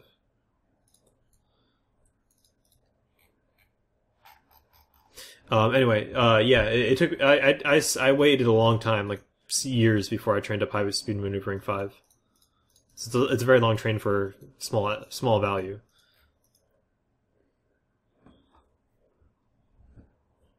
Yeah, I've been playing this game for a very long time, Nix. For sure. Oops.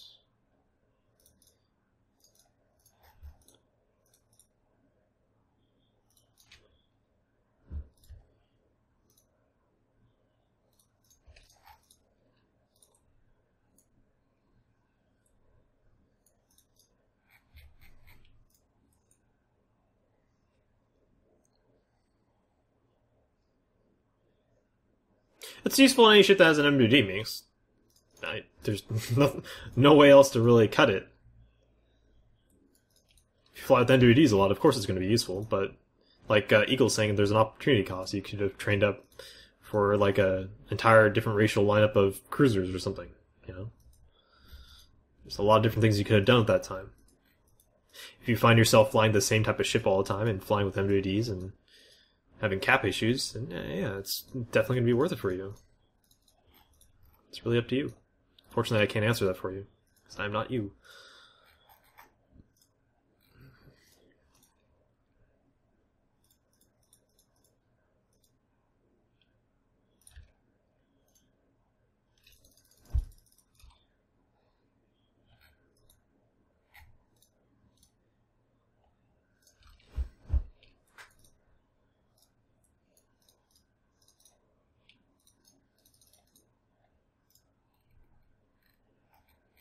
Lots of stuff on docking. I'm assuming that is periphery guys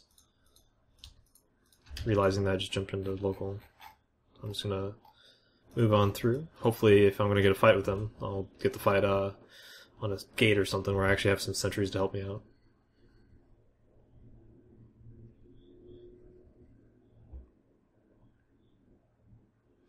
Yeah, I have a lot of fittings that require rigging skill to 5, actually, for the skills that have a penalty to fitting. It's surprising how often that comes up for me. For gun rigs or missile rigs or armor rigs, it's actually very frequent. Like, a third or so of my fits required rigging skill to 5. They're just that tight.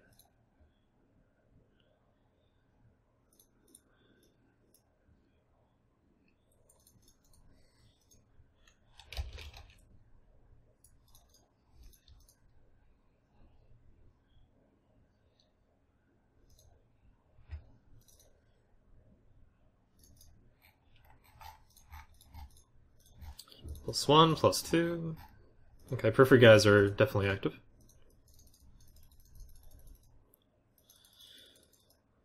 I'm assuming there's going to be at least 5 of them.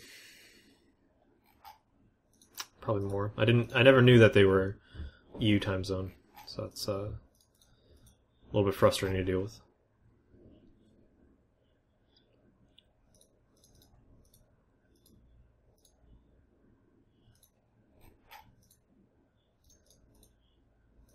Okay, they're not following immediately. Let's see if they're watching the stream.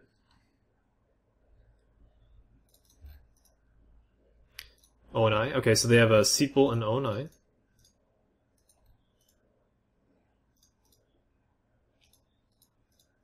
I'm guessing the ONI went to Lumgate.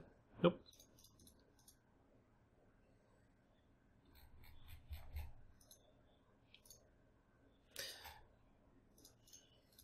Oh, Weasel joined Periphery. Well, that makes sense to me. They tend to blow up with people that they live next to. Makes sense.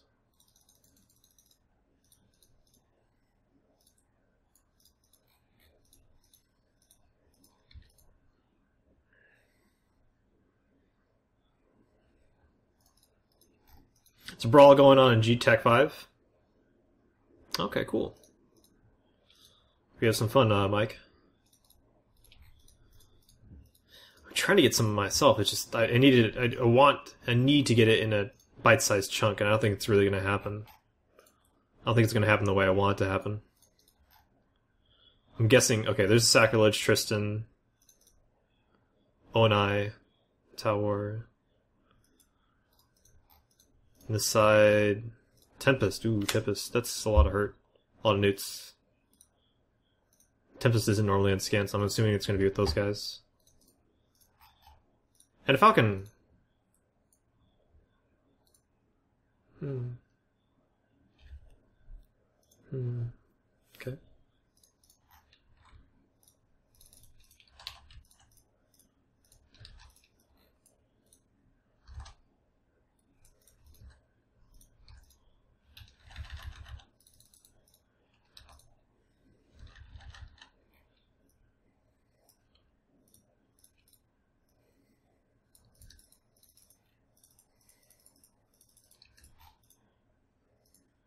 There's the scram.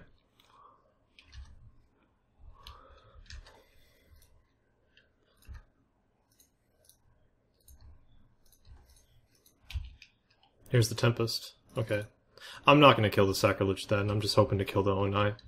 Oh, and jammed. So they had the... No, the Falcon didn't actually jam me. That's just ECM drones. Again. So Onai's going to survive. Okay. Man, that's really, really, really frustrating. This is like the second time I've died to these guys where they had a singular flight of ECM drones that got on their first or second cycle, jams on me and killed me. This used to be very popular whenever you're fighting in BC or BS groups. Everyone would fly with at least, just about everyone that had a drone bay would have ECM drones. And against a singular target, the jam chance on that, on unstacking penalized ECM drones, is very good. You get like 3 or 4 people with light ECM drones and you have near 100% chance. Pretty much good enough to be 100%. It'll be reliable enough where, you know, over the course of a minute, you're going to get someone jammed. So, I guess I'm just not going to have to... I can't fight Periphery, because 1, they bring too much, and 2, they bring ECM drones. Kind of a shitty little bit of logic there, but... They have enough people and cruisers and stuff with ECM drones where I'm just not getting... I don't have the time to kill. You know, they're just getting jams and things are warping off that were my targets. At least you're insured. Yeah, that's one way to look at it. It's Blob's Day. Well, when you fly into the blob, there's no one to blame but yourself.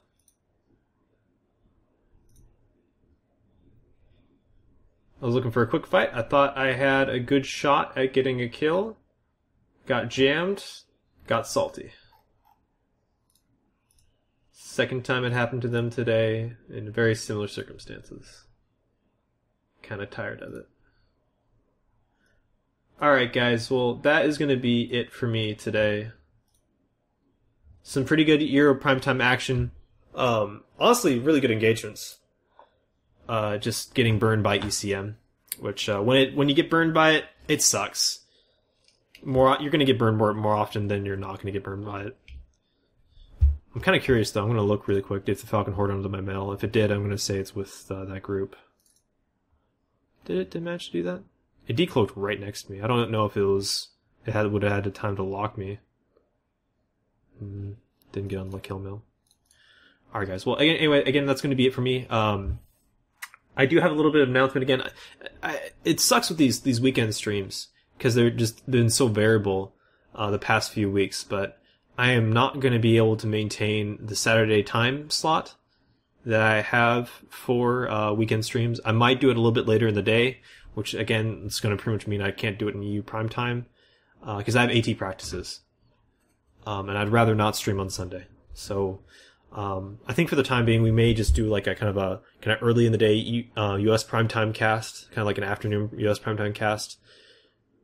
It's going to be a lot of Eve on Saturday, but that would mean I still have my Sunday to have to myself and do other things if I want. So I'm still going to have the Monday, Wednesday, Friday on the stream schedule, but the weekend cast is going to change some way. Either I'm going to be later in Saturday or it's going to be like Sunday. I don't know.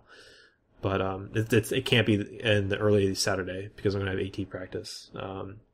We just had Rifterlings join Uhertz Alliance, so we're actually going to have a joint venture between Rifterlings and Uhert for the upcoming AT, which should be very exciting. Looking forward to doing that. But that's pretty much all the news I have for you guys. Other than that, next scheduled stream is going to be on Monday. So I will see you guys then if I don't stream earlier. So as always, hit that follow button if you enjoy the content.